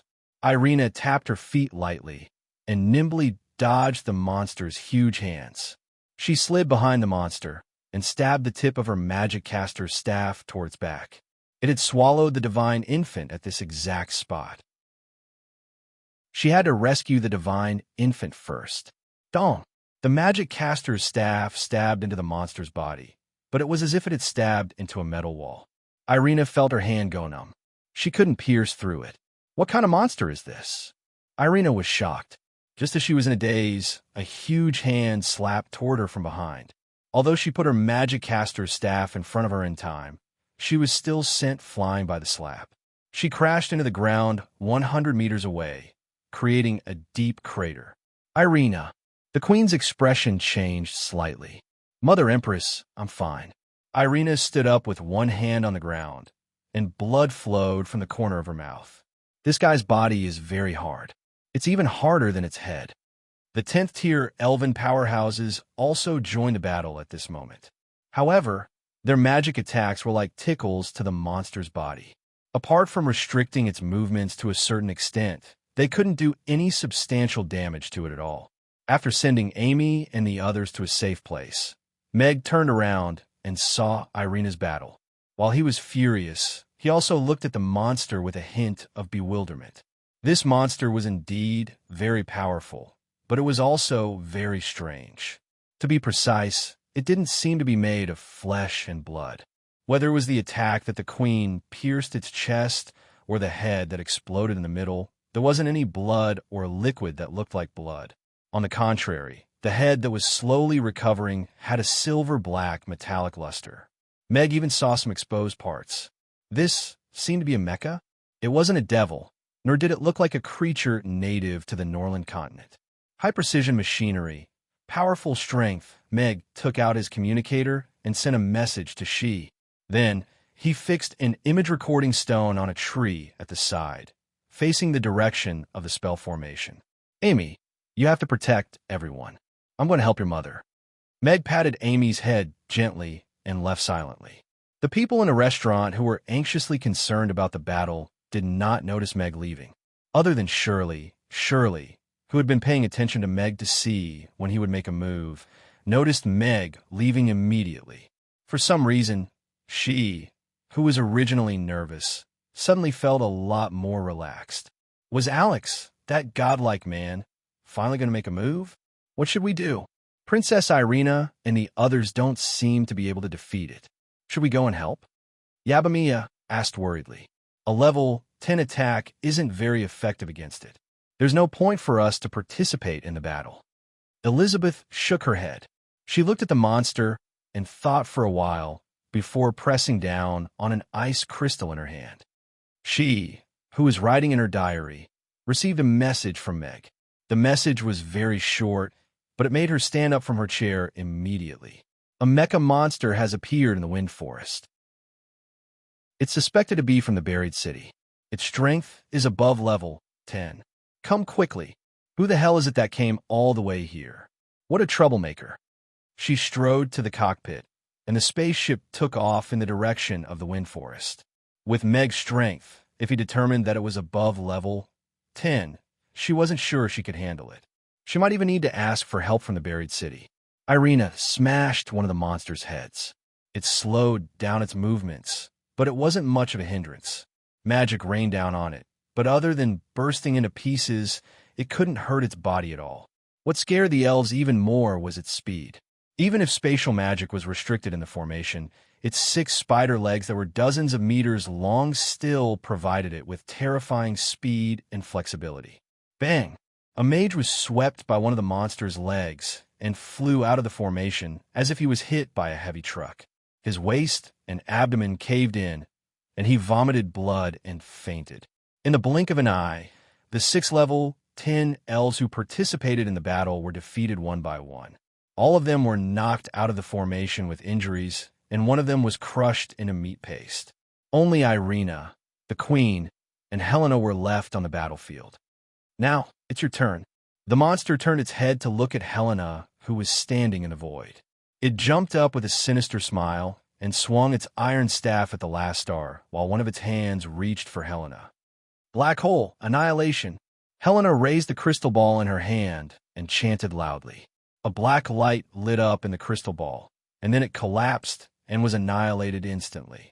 The space began to distort as if there was a terrifying suction force. Even the surrounding light was distorted. The star above Helena's head was destroyed by the iron staff, but the hand that reached for her was swallowed by the black hole instantly. For the first time, the monster's face was filled with sarcasm and panic. Its body suddenly turned, and it fell downwards. The hand that reached into the black hole was swallowed directly, and even a piece of its body was swallowed. The metal and parts fell outside, but they were quickly shrouded by the black fog. The black hole was annihilated the moment it appeared. Without the support of the starry sky domain, Helena fell from the sky with a pale face. The queen caught her and retreated to the edge of the formation. Very well. Now, I've decided to kill all of you, the monster said coldly. The monster said in a cold voice. Dozens of holes appeared on its body, from which cannons poked out. Daddy's restaurant in the alternate world will continue to be updated in the hand-fighting bar. There are no advertisements on the website. Please bookmark and recommend the hand-fighting bar. If you like Daddy's restaurant in the alternate world, please bookmark it. Daddy's restaurant in the alternate world. The hand-fighting bar updates the fastest. Chapter 2395. The ghastly cannon barrel glowed with black and gold light.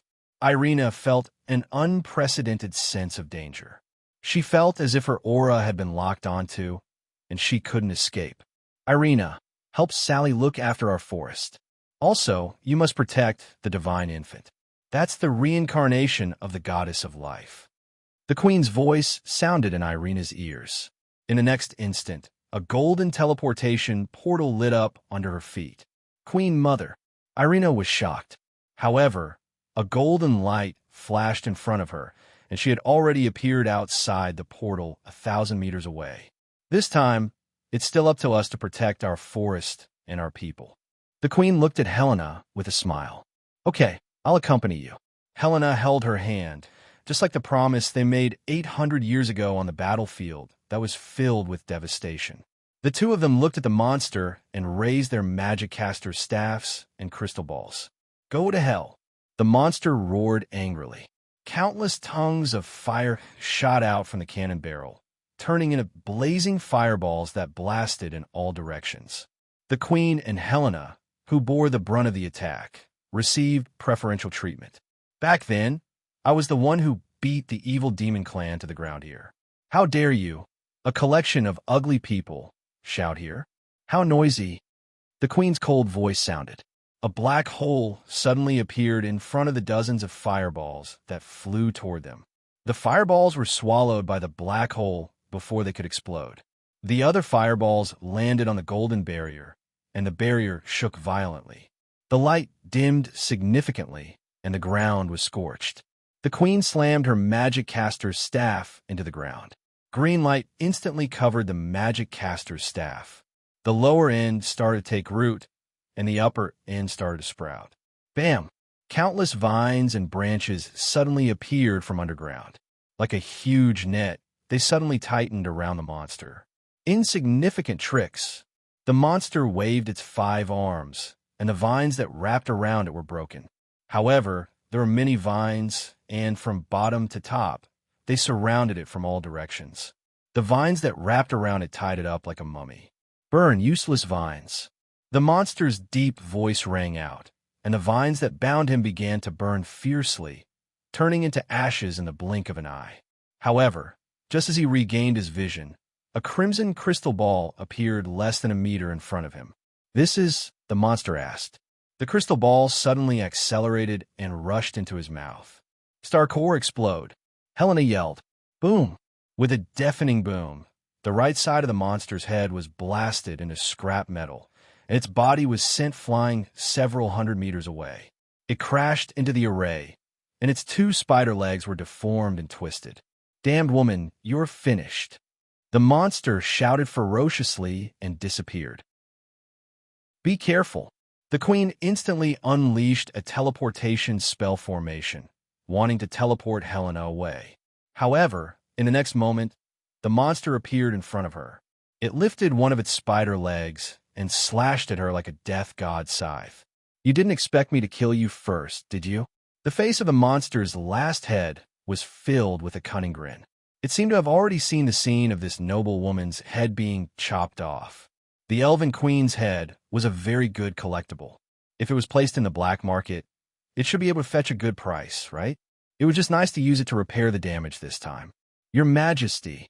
Helena, who was already in a defensive posture, saw this scene, and her expression changed drastically. She had already used up all her strength and was unable to provide support at all. "Mother Empress!"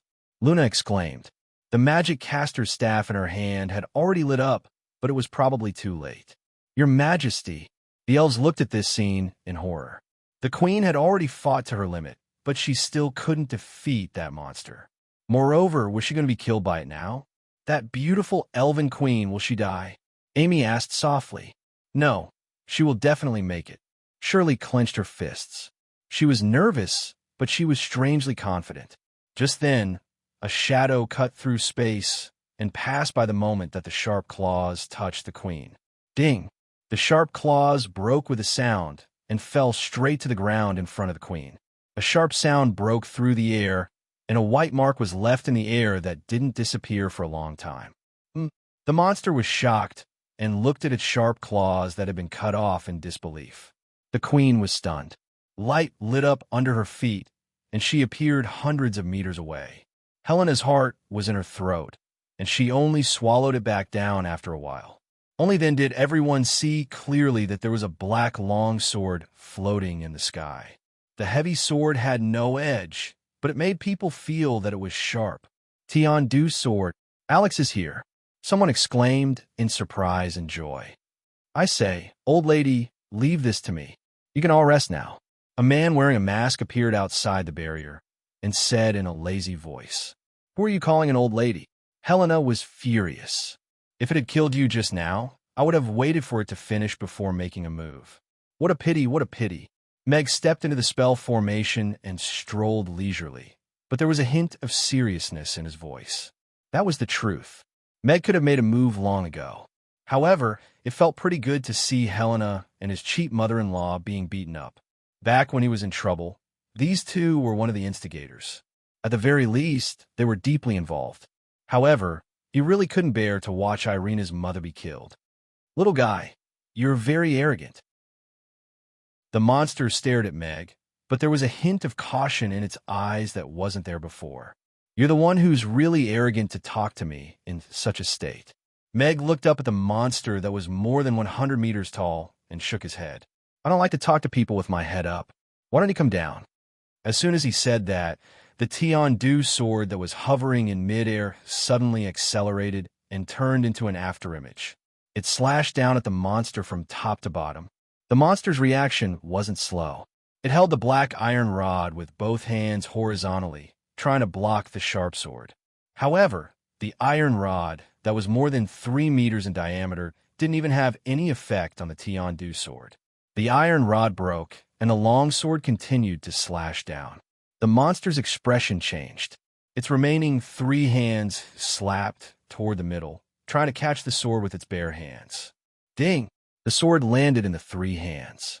They caught it, But the terrifying force on the sword caused the monster's remaining 3 spider legs to bend instantly. It lost its balance and fell forward while twisting. Bam! There was a muffled sound, and dust flew up. The arrogant monster that was more than 100 meters tall was now crawling in front of Meg in humiliation. "See, this is much more comfortable." Meg nodded with satisfaction. He reached out, and the Tian-Du sword appeared in his hand. Everyone present was watching this scene with their mouths wide open. The monster that was fighting the High Priestess, the Queen, Irina, and all the 10th-tier powerhouses of the elves was slashed to the ground by Alex in 2 moves. How terrifying was his power? There were rumors all over the continent that Alex might have entered the legendary godly realm and become the one and only god on the Norland continent. However, no one knew how powerful a god was. They felt despair from that monster earlier, but now they felt an insurmountable gap from Alex. How did this fellow become so powerful? Helena also couldn't hide the shock in her eyes. Although this monster was already severely injured by their combined attacks, he didn't use his full strength in that casual attack just now. Is this the godly realm? The queen looked at Meg with a complicated gaze. This fellow still can't change that bad habit. Irina held her forehead with her hand. Why didn't she feel proud at all? The monster is defeated. So powerful. Uncle Alex is super powerful. Amy jumped up in surprise. Papa is so powerful. Little Guy clapped her hands too. Gina quickly reached out to cover the little one's mouth. She was a little surprised. How did little Guy tell? He's still getting stronger. Elizabeth stared at Mag with a fervent look in her eyes. How astonishing. He was already standing at the pinnacle of the Norland continent, but he was still becoming more powerful. He was stronger than the first time she saw him. He was stronger than the time he saved her from Frost Dragon Island. He was also stronger than the time in the Arctic ice fields. She could feel his power every time she saw him. This was what she was after. It's really him. Shirley looked at Meg in surprise. Although no one could see through his disguise, and his identity was even harder to associate, the only flaw was that he couldn't be the restaurant owner and the savior at the same time. No one noticed that dozens of miles away, on a battleship half hidden in the void, she released her finger that was on the trigger of the heavy sniper rifle. She pursed her lips and said, "Did this fellow let me watch him show off?" However, when she looked at the monster on the virtual screen, her eyes narrowed again. The system had already started to analyze quickly. This fellow that was packaged in the shape of a monster was indeed not a living creature. To be precise, it was an alien mecha. Whether it was the materials used in this mecha or the high-level manufacturing process, they were all not available on the Norland continent. This was indeed a product from the underground city, and its technology was even better than any of the current military's combat mecha. She had never heard of anyone who could enter the extraordinary level with a mecha, even if it was only half a step in. Which force is it? What's the purpose of breaking through the barrier and coming here? She frowned. She opened the emergency contact interface, and after hesitating for a while, she still chose to close it. She needed more information before reporting to the marshal directly. This matter was probably not that simple. Who are you?" The monster's voice was trembling. At this moment, he finally felt fear. This fellow's ability was far beyond what a 10th tier could compare to. However, all the information he collected said that no one on the Norland continent could break through 10th tier and become an extraordinary for thousands of years. Then, what was up with this fellow's ability? Me? I'm just a nobody. Meg grinned, but his voice was much colder all of a sudden. However, you just hit my wife. This is very bad. Choose how you want to die. You're underestimating me. The monster sneered. He supported himself with all 5 hands and stood upside down. Using his hands as his legs, his 3 sharp claws instantly turned into sharp weapons and slashed at Meg. I didn't know there was such a way to play. Interesting. Meg's feet moved slightly. He only moved in a small space, but he accurately dodged all of the monster's attacks. He was quite interested in the design of this mecha. It was much better than Vicky's mecha, and its ability was completely compatible with a demigod. If the Queen and Helena had not used all their strength to severely injure it, he would not have been able to deal with it so easily. But where was the controller hiding? Or was it a drone that could be controlled remotely? This fellow knows spatial magic. Save that baby first. Don't let him run away. Irina's voice sounded in his ear. Yes, my dear wife. Meg smiled, and his gaze became sharp. All right, game over. Remember, don't provoke the people from the Norland continent, Meg said coldly. He tapped his feet, and his body suddenly rose up. 3 black claws pierced toward him like lightning. Green light flowed around them. They should have been smeared with poison. Meg held his sword in one hand, placed it in front of his chest, and slashed it down.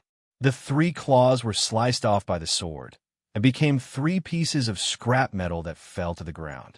The monster used 2 of its hands to support its body, and the other 3 hands were trying to grab Meg. Meg tapped his feet lightly on the monster's giant hands, and used the momentum to climb up. The bigger the body, the slower the speed. This was in accordance with Newton's 3rd law. So, Meg was much faster than him. Meg reached the monster's chest.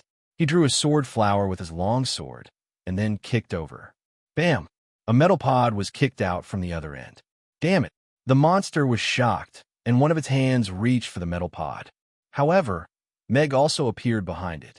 Before the giant hand could touch the metal pod, the long sword in his hand had already slashed down. The giant hand, that was several meters wide, was severed at the wrist. Meg kicked the metal pod again and made it change direction. It flew toward the viewing platform. No, the monster roared. It turned around and wanted to chase after the metal pod. Today, I want to see how many bowls of powder you have eaten, Meg said with a smile. The long sword in his hand suddenly pierced into the monster's chest and then suddenly swung upwards. This sword directly pierced through the monster's body and then cut it into 2. There were no organs, no powder, only a stomach full of parts and wiring. I'm gone. Don't live either. The monster made a final sound. A red light suddenly lit up where its heart was. So what if you're dead? You still talk so much nonsense. Meg walked over. 1 kick, 2 kicks, 3 kicks. The red light went out. Nothing happened. Daddy's restaurant in an alternate world will continue to be updated in the bar. There are no advertisements in the website. Please bookmark and recommend the bar. Daddy's restaurant in an alternate world. Please bookmark. Daddy's restaurant in an alternate world. Chapter 2396. The entire place was silent. Everyone looked at the monster under Meg's foot that was completely motionless. Apart from being shocked, their faces were also filled with the joy of surviving a calamity. At this moment, everyone was looking at Meg with gratitude and fanatical worship. This man was simply too powerful. A monster that could withstand the attack of a 10th-tier powerhouse couldn't even last 10 moves under his sword. Master Alex is too powerful. He is so compatible with big sister Irina, Yabamia said enviously. Elizabeth was silent. She looked at Irina with a hint of challenge in her eyes. Even if he didn't become a god, no one on the Norland continent is a match for him anymore. Not even Rankster. Helena looked at Meg with a pale face as blood trickled from the corner of her mouth. Unless he's a real god. The queen looked at the metal pod that Irina was hugging horizontally with a helpless smile. It's a pity that we won't be able to see it. Now, it doesn't seem as bad as I thought. Helena forced a smile on her face as she looked at Irina meaningfully. Her Majesty is right. No matter whether she agrees with us or not, she will still protect the elven race. That fellow doesn't seem to be alive. The queen's gaze landed on the monster's remains with a puzzled expression. Is it a puppet technique? But how can there be such a powerful puppet in this world? Or is an existence like the devil in the Arctic? Helena furrowed her brows.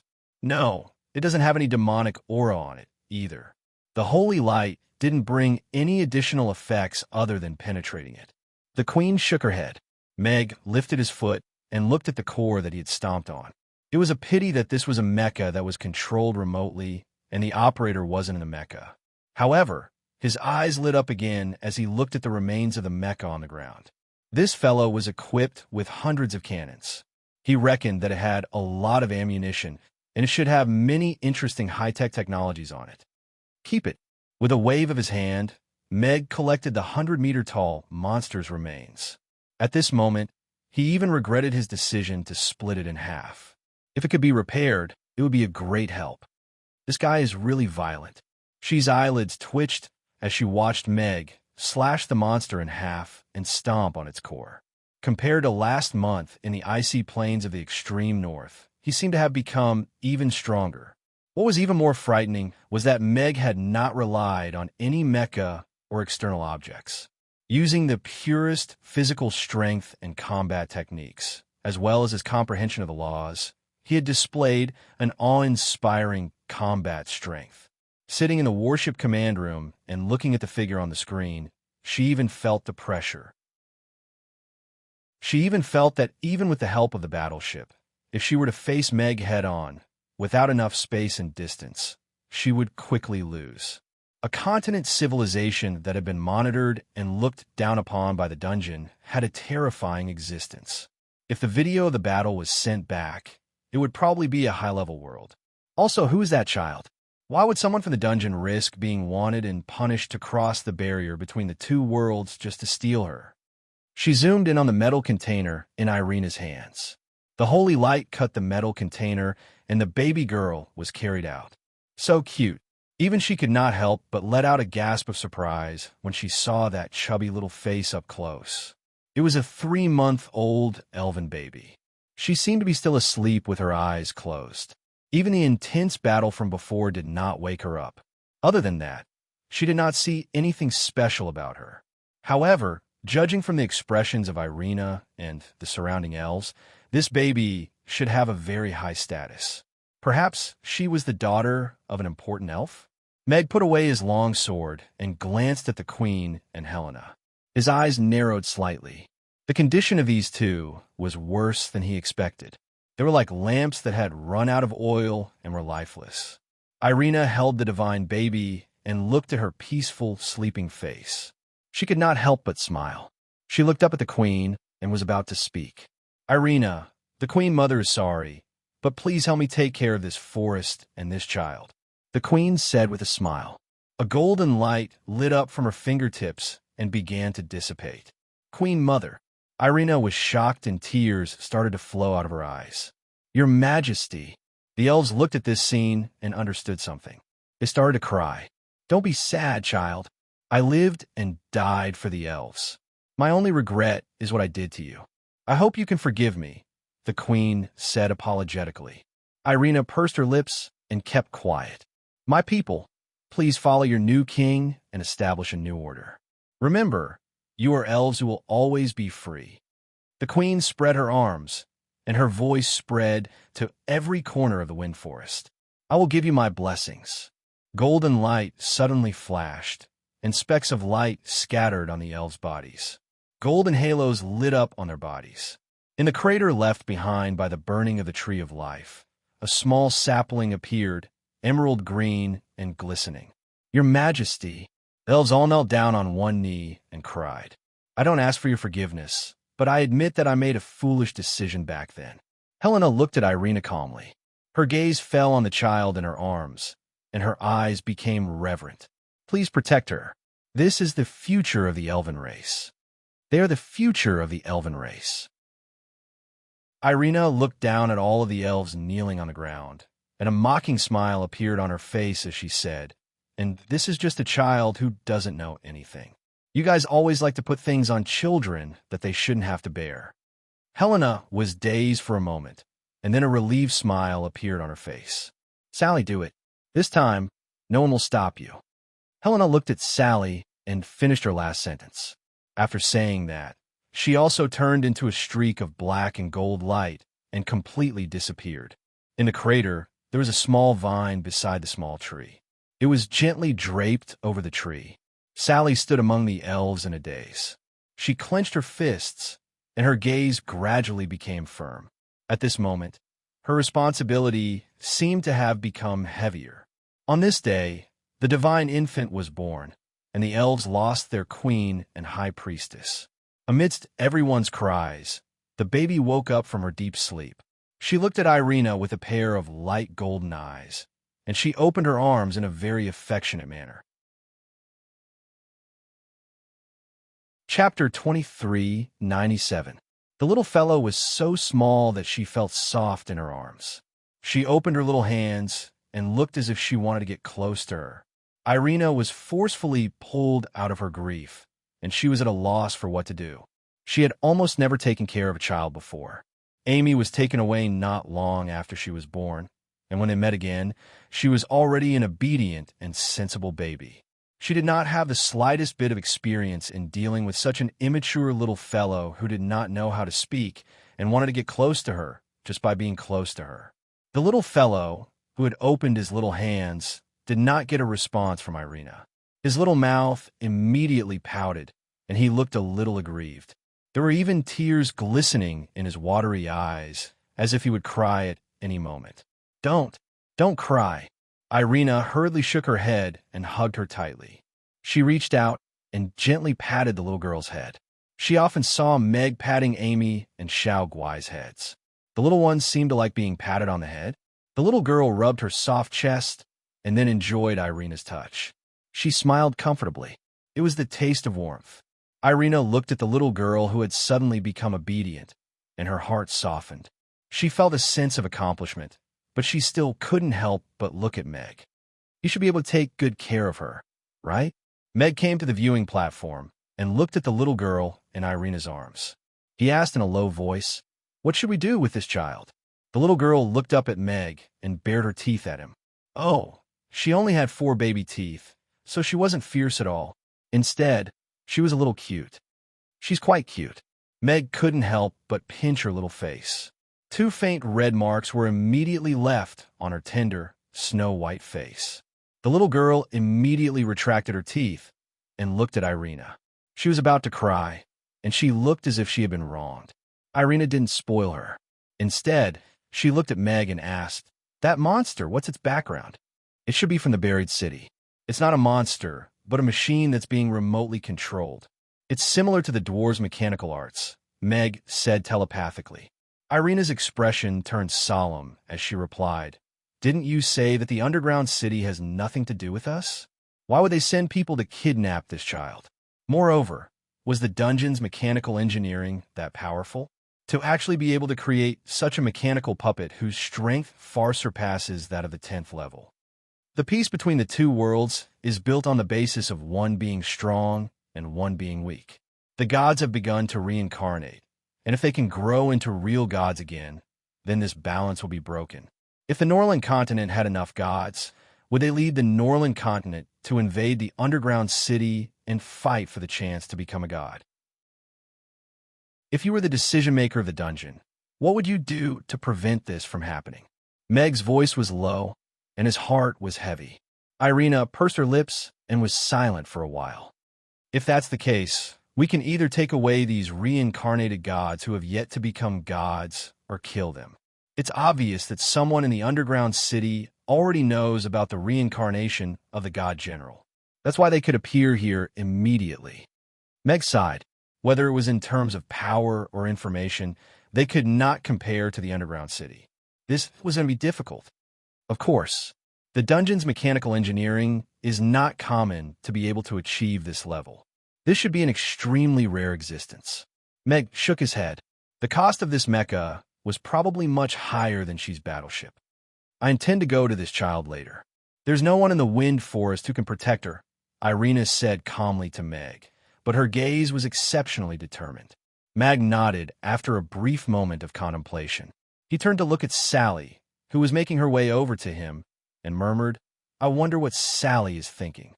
Sally came closer and bowed slightly to Meg. She gratefully said, "Mr. Alex, thank you for your help in resolving the crisis for the elves." "You're welcome, Your Majesty." Meg nodded slightly and retreated to the side. Sally looked at Irina with reddened eyes. "My condolences, Your Highness. I'm fine. However, I'm afraid you'll have to deal with the remaining mess for a while." Irina sighed softly. Looking at the trees and vines leaning against each other in the deep pit, she felt that the grief in her heart seemed to have lessened. "This child." Sally looked at the child in Irina's arms. "I intend to take her away," Irina said to her. "Then I'll have to trouble you to protect her." Sally nodded and bowed to her again. The elves tried their best, and lost the queen and the high priestess, but they still almost failed to protect this child. The current elves were too weak to protect this child. Just as the queen entrusted this child to Irina, at least Alex could protect her. No one knew when that strange and powerful existence would come again. Irina nodded slightly and looked at Sally expectantly. Then, I'll leave the elves to you. When this place regains its former freedom, the night elves who are willing to come back will come back. I will. Sally nodded. Meg whistled. A long howl sounded from afar. Meg and Irina boarded the griffin and flew away. All right, you can teleport me back now. Meg sat on the griffin and looked at Irina. Are you tired of playing two roles at the same time? Irina asked with a smile. It's all right. There's also a strange, superhuman feeling. Light flashed, and Meg returned to the battlefield. Phew, what an intense battle. Alex is too powerful. He's our role model. Meg walked out from the room next door. Huh, boss, where did you go? Yabamiya asked Meg. Everyone also looked at him.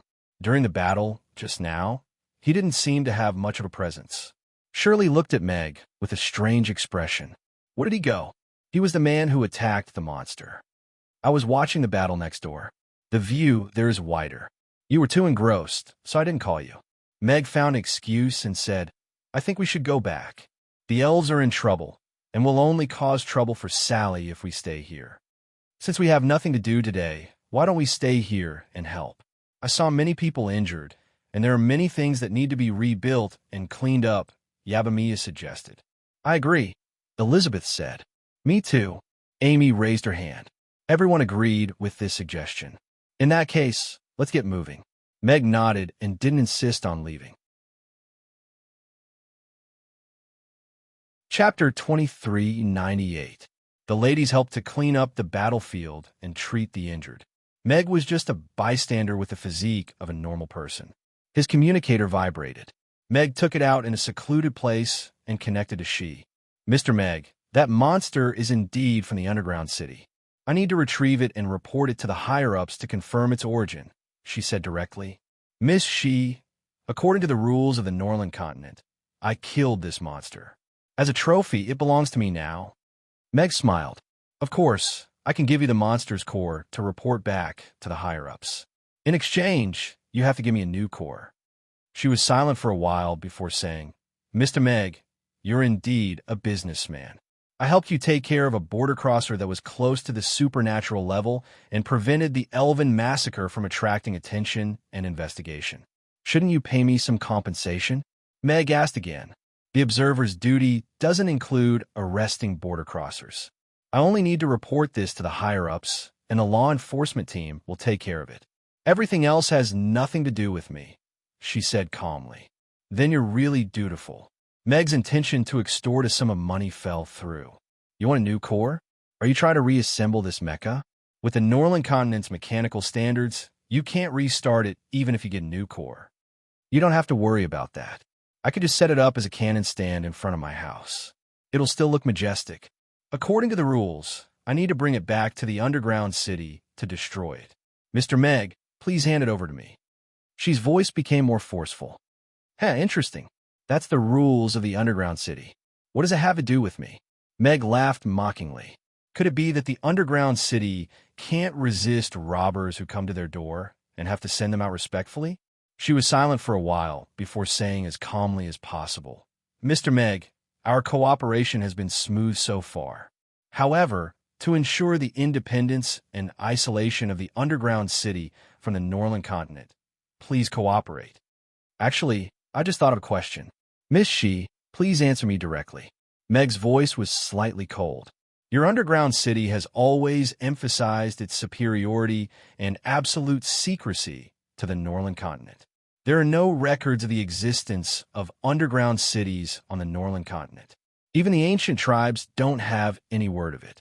However, in the long history of the world, someone like today shouldn't be the first, nor will it be the last. That's why you set up a special law enforcement team to capture those who cross the boundary and erase all traces of your existence. What's laughable is that the residents of the Norland continent don't even have the right to know about the existence of your underground city, yet you can travel between the two realms as you please and humiliate them with the title of observer? They could even erase their memories at will, or even kill them. Then what was the Norland continent? Pigsty? Were we? Are you raising pigs in a pigsty? In the command room of the battleship, dozens of kilometers away, Xi's mouth was slightly agape. There was a trace of fear in his confused expression. Observer was a very special position. She had the position of colonel in the army, but the observer's resume would not appear in her personal information. It was classified as a top secret. After 3 months of training, she came to the Norland continent, completed her observation mission according to the work manual, and reported it regularly. She had never felt that there was anything wrong with it. It was just part of her job to fulfill her duty and complete the mission. However, after thinking about the question Meg just asked, she shuddered. In the work manual, hiding the existence of the underground city was a top secret. To do so, they could do anything to the Norland continent, including erasing it. It was not rare for people to cross the boundary. The law enforcement team would arrest hundreds of people every year. Some of them were rich ladies like Vicky. Their identities were enough for them to know about the existence of the Norland continent. Driven by curiosity, they used their identities to sneak into the Norland continent. Some of them were desperados who tried to enter the Norland continent to avoid being hunted down. The Norland continent was a place not under the control of the underground city.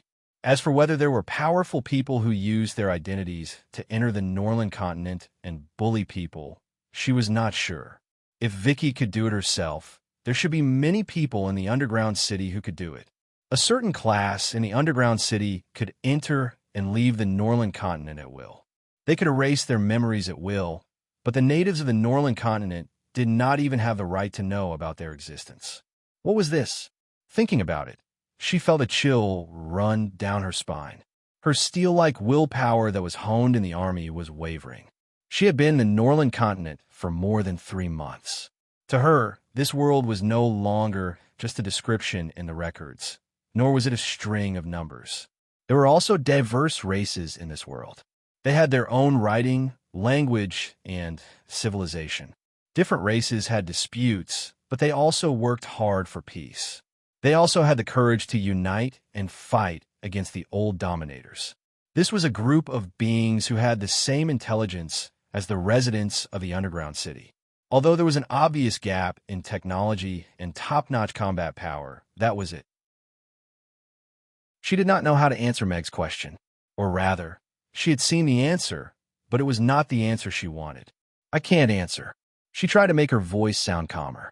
Then please tell them that the Norland continent is actually very cruel. For monsters of this standard, kill them one by one. If they have the guts, go ahead. Meg grinned and hung up the phone. I've lost my composure. I've lost my composure. I'm still not calm enough. Meg sighed in his heart. This monster who came to snatch the divine baby today had touched Meg's bottom line. It did not feel good to be looked down upon and controlled by others. However, this was the situation when the Norland continent faced the underground city. That day in the far north, Xi's battleship could kill hundreds of thousands of undead soldiers on the battlefield, but the various races of the Norland continent had to fight to the end with their flesh and blood. The underground city might have many fleets of battleships of her level, or they might have battleships of a higher level with stronger firepower. If the Norland continent and the underground city were to fight now, not only would they lose their top-notch combat power, but they would also not be able to use their human wave tactics. After all, it was just a mecha that could be controlled remotely, and almost wiped out the elves' top-notch combat power. Technology is the number one productivity, Meg mumbled, and asked in his heart, System, can you give me a technology tree? Host, don't you realize that the history of the Norland continent is broken? But the underground city has existed for tens of thousands of years. Chapter 2399. The system's words made Meg fall silent for a long time. In tens of thousands of years, the underground city had developed powerful technology and had the power and capital to look down on the Norland continent. Meanwhile, some races on the Norland continent were still slash-and-burn farming and relying on hunting to survive. The Norland continent's widely circulated chronicles were not long, spanning less than 10,000 years. Most of the time, it recorded the wars between the various races. However, it was completely blank before 10,000 years. However, Meg had collected many ancient books, and some of them were carved on jade stones that spanned more than 10,000 years. 10,000 years ago, the Norland continent also had a civilization, and it was even more advanced than the Norland continent of today.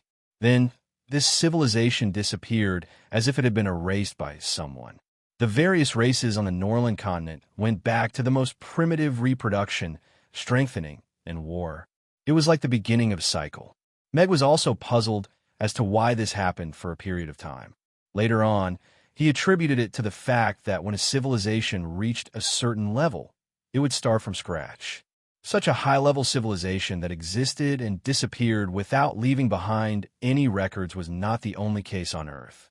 There were the Mayan civilization, the Three-Star Mound, ancient Egypt, and so on.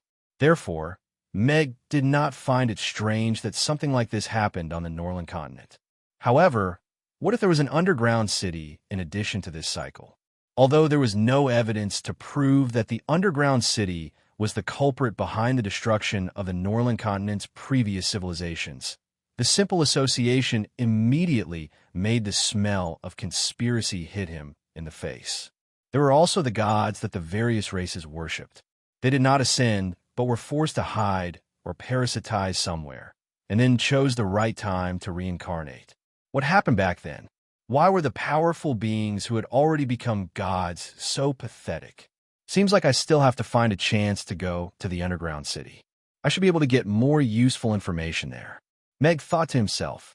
Little Gwai had not awakened the memories of his previous life, and that babbling little fellow was even more out of the question. He still had to think of a way himself. Meg and the rest were busy until evening before they bade farewell to Sally and prepared to return to Chaos City. Thank you for your hard work today. I'm really sorry for not being able to host you properly after such a thing happened, Sally said to everyone apologetically. It's okay, we didn't do anything. Mia shook her head and said with a smile, when you're done with your business here, come to the restaurant to play with us. We'll ask the boss to make you delicious food. Yes, yes. Father knows how to cook a lot of dishes now, Amy chimed in. Okay, I'll come. Sally nodded with a smile. The frost dragon took off and returned to Chaos City. Father, was that little girl transformed from a big tree? Amy asked curiously as she looked at Meg. Little sister, you're so cute. Xiao Guai wobbled into Meg's arms with an adorable smile. I think so. Meg nodded with a smile. He wondered how Irina planned to raise the child. The little guy was the hardest to deal with. As soon as he woke up, he had to be hugged and couldn't be separated at all. Say, the elves exchanged their queen and high priestess for a child. Could that child be the goddess of life? Camilla suddenly asked. Meg glanced at her from the corner of his eyes. This big-breasted woman wasn't so brainless after all. There are no gods in this world. If there is one, the person closest to being a god should be Alex, and not a newborn child. Elizabeth's cold voice came from below to express a different opinion. Meg nodded slightly. He liked to hear such words. The debate about the gods didn't reach a consensus in the restaurant in the end. Among all of them, Gina was the only one who knew the truth apart from Meg. After all, the baby who was sleeping soundly in his arms right now was the sea god. According to Meg's original plan, he wanted to slowly collect the reincarnated gods and then set up a training class for them to raise them into gods with ideals, morals, culture, and discipline. However, the underground city's sudden intervention made him feel a sense of urgency. Under the premise that their technology was tens of thousands of years behind, the gods might be the only card on the Norland continent that could challenge the underground city. Only the gods could go against the underground city's fleet.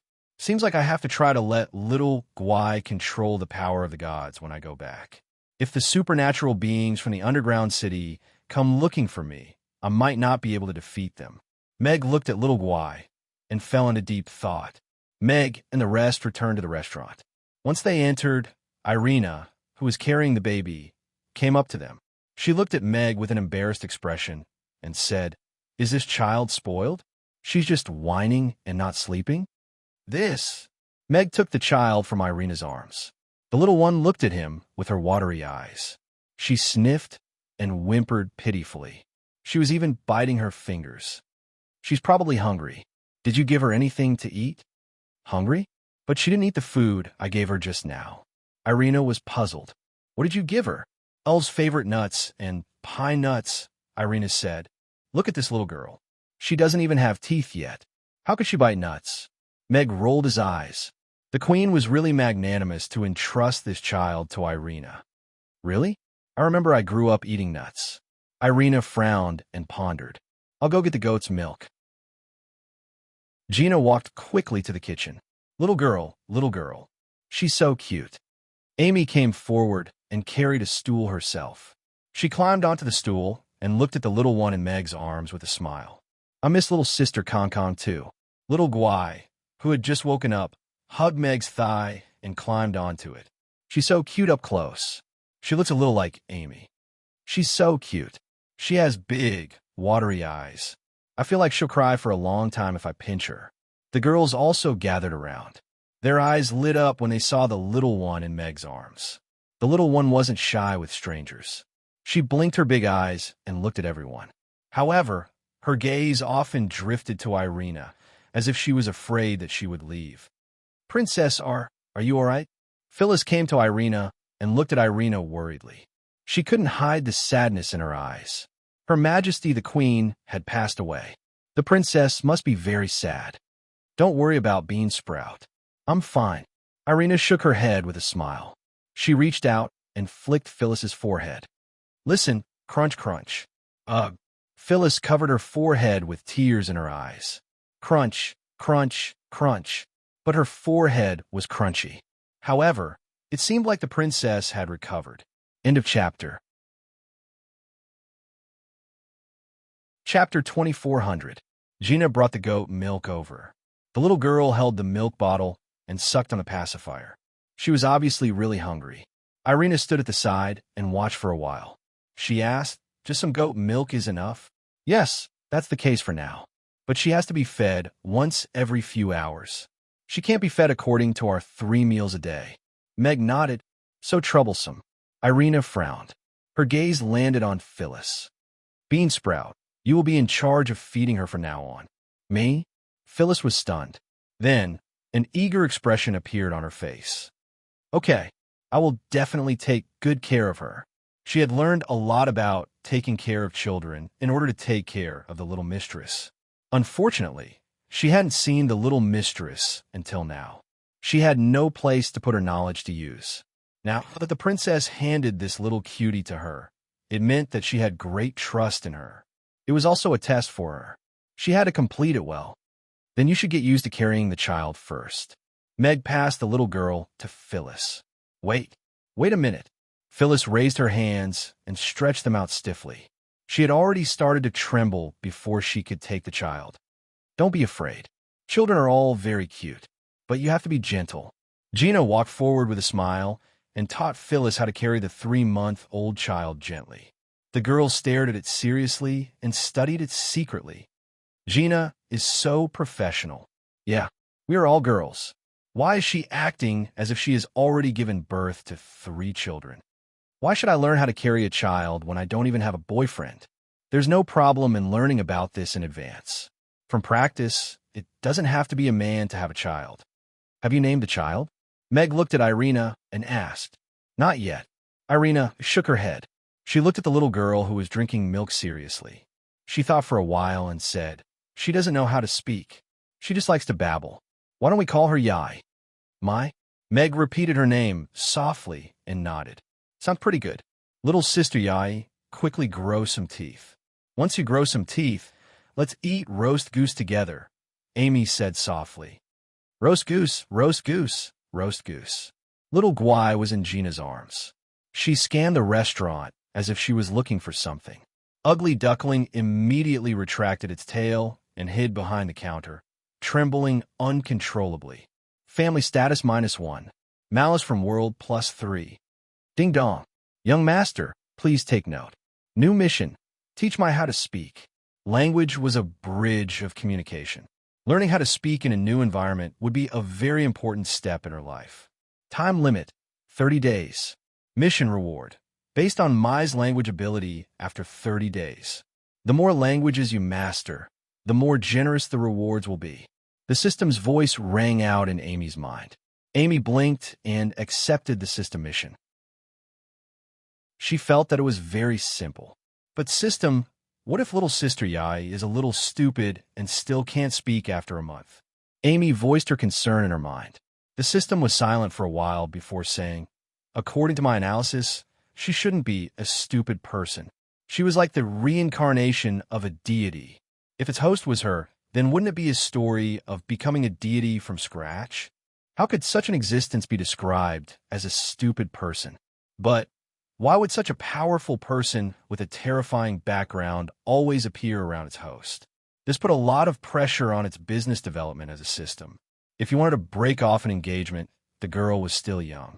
If you wanted to play a loser, she had maxed out her talents and was proficient in both melee and long-range magic. If you wanted to play dumb to eat the tiger, she was already a world-renowned genius.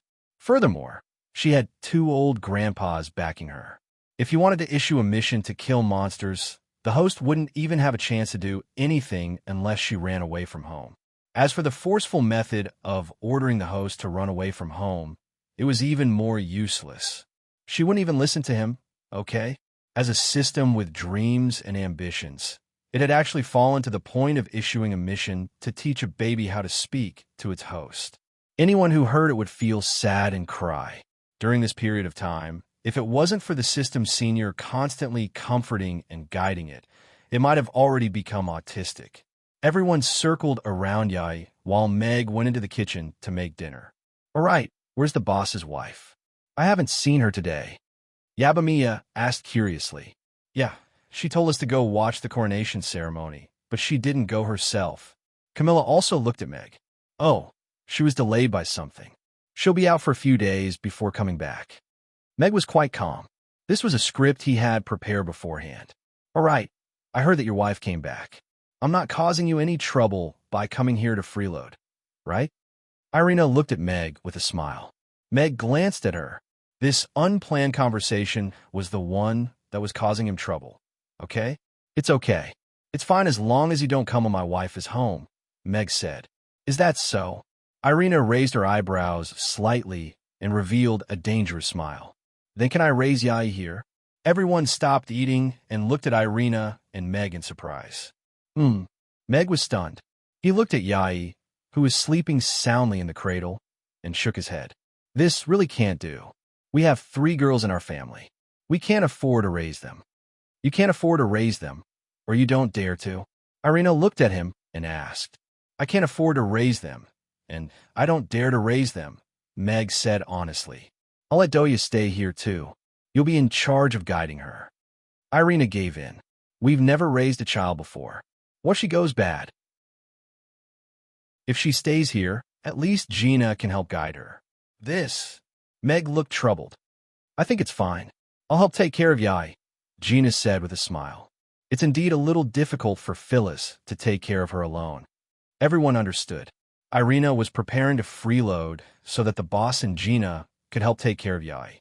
Since Gina has said so, let's let Phyllis and Yai stay in the restaurant for a while. Meg agreed with a troubled expression. Then, he secretly gave Irina a thumbs up. She was indeed his wife. Her ability to adapt was so strong. She had openly placed the children in the restaurant. Shirley glanced at Meg, then at Irina. She lowered her head and ate. Now, it seemed that the things that she found strange before were not strange anymore.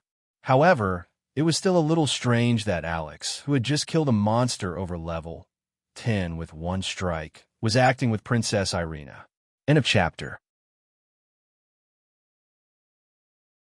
Chapter 24:01. The Queen and Helena fought the unknown monster and died of exhaustion. The news of Sally ascending to the throne quickly spread across the Norland continent. All the races were shocked. The shadow of the great old ones was still there, and all the races were still very fearful and vigilant of the devils. However, The result of this news was that Alex arrived at the crucial moment and killed the monster. Damn it, he got again. Rankster, who was sitting on the ice throne, crushed the intelligence jade in his hand with a smile. We still have to contact Alex and Irina about this.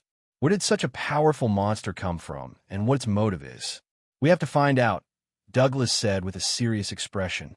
The elders of the Frost Dragon tribe chimed in one after another. All of them looked worried. The Elven Queen and Helena were both top powerhouses who had experienced the war among species.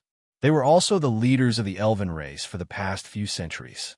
Their deaths were not only a big deal for the elves, but also for the entire Norland continent.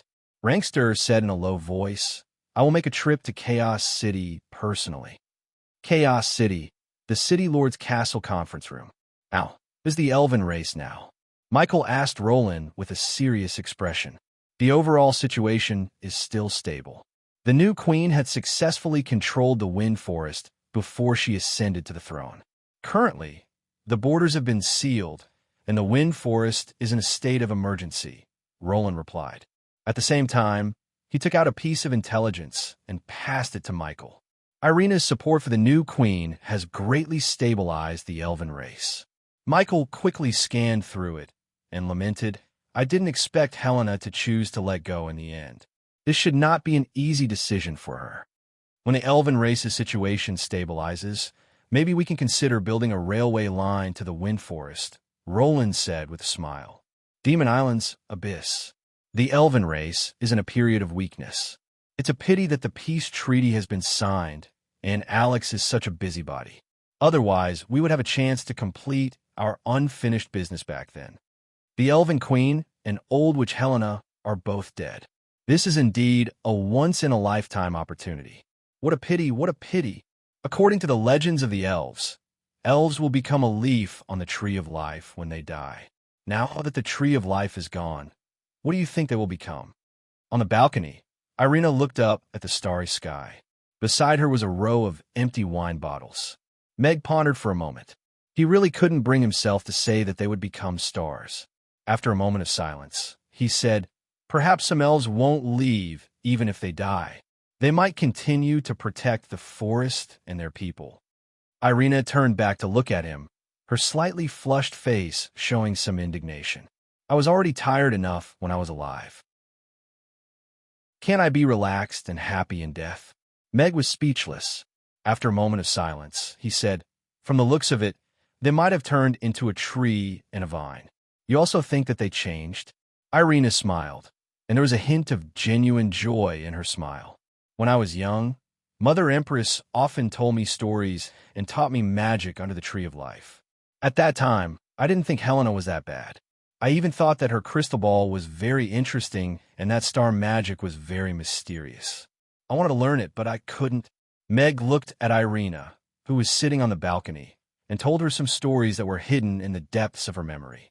Her slender legs swayed gently outside the balcony. The atmosphere wasn't too sad. The moonlight shone on her side profile, and she looked like an ordinary girl reminiscing about her childhood. In the quiet night, only the chirping of insects and her light voice could be heard. After she finished her story, she picked up the bottle of red wine and downed the remaining half of the bottle. She burped and then fell into Mag's arms drunk. Little celestial maidens also have troubles and get drunk. Meg picked her up and went downstairs. About 10 minutes later, Meg returned to the balcony.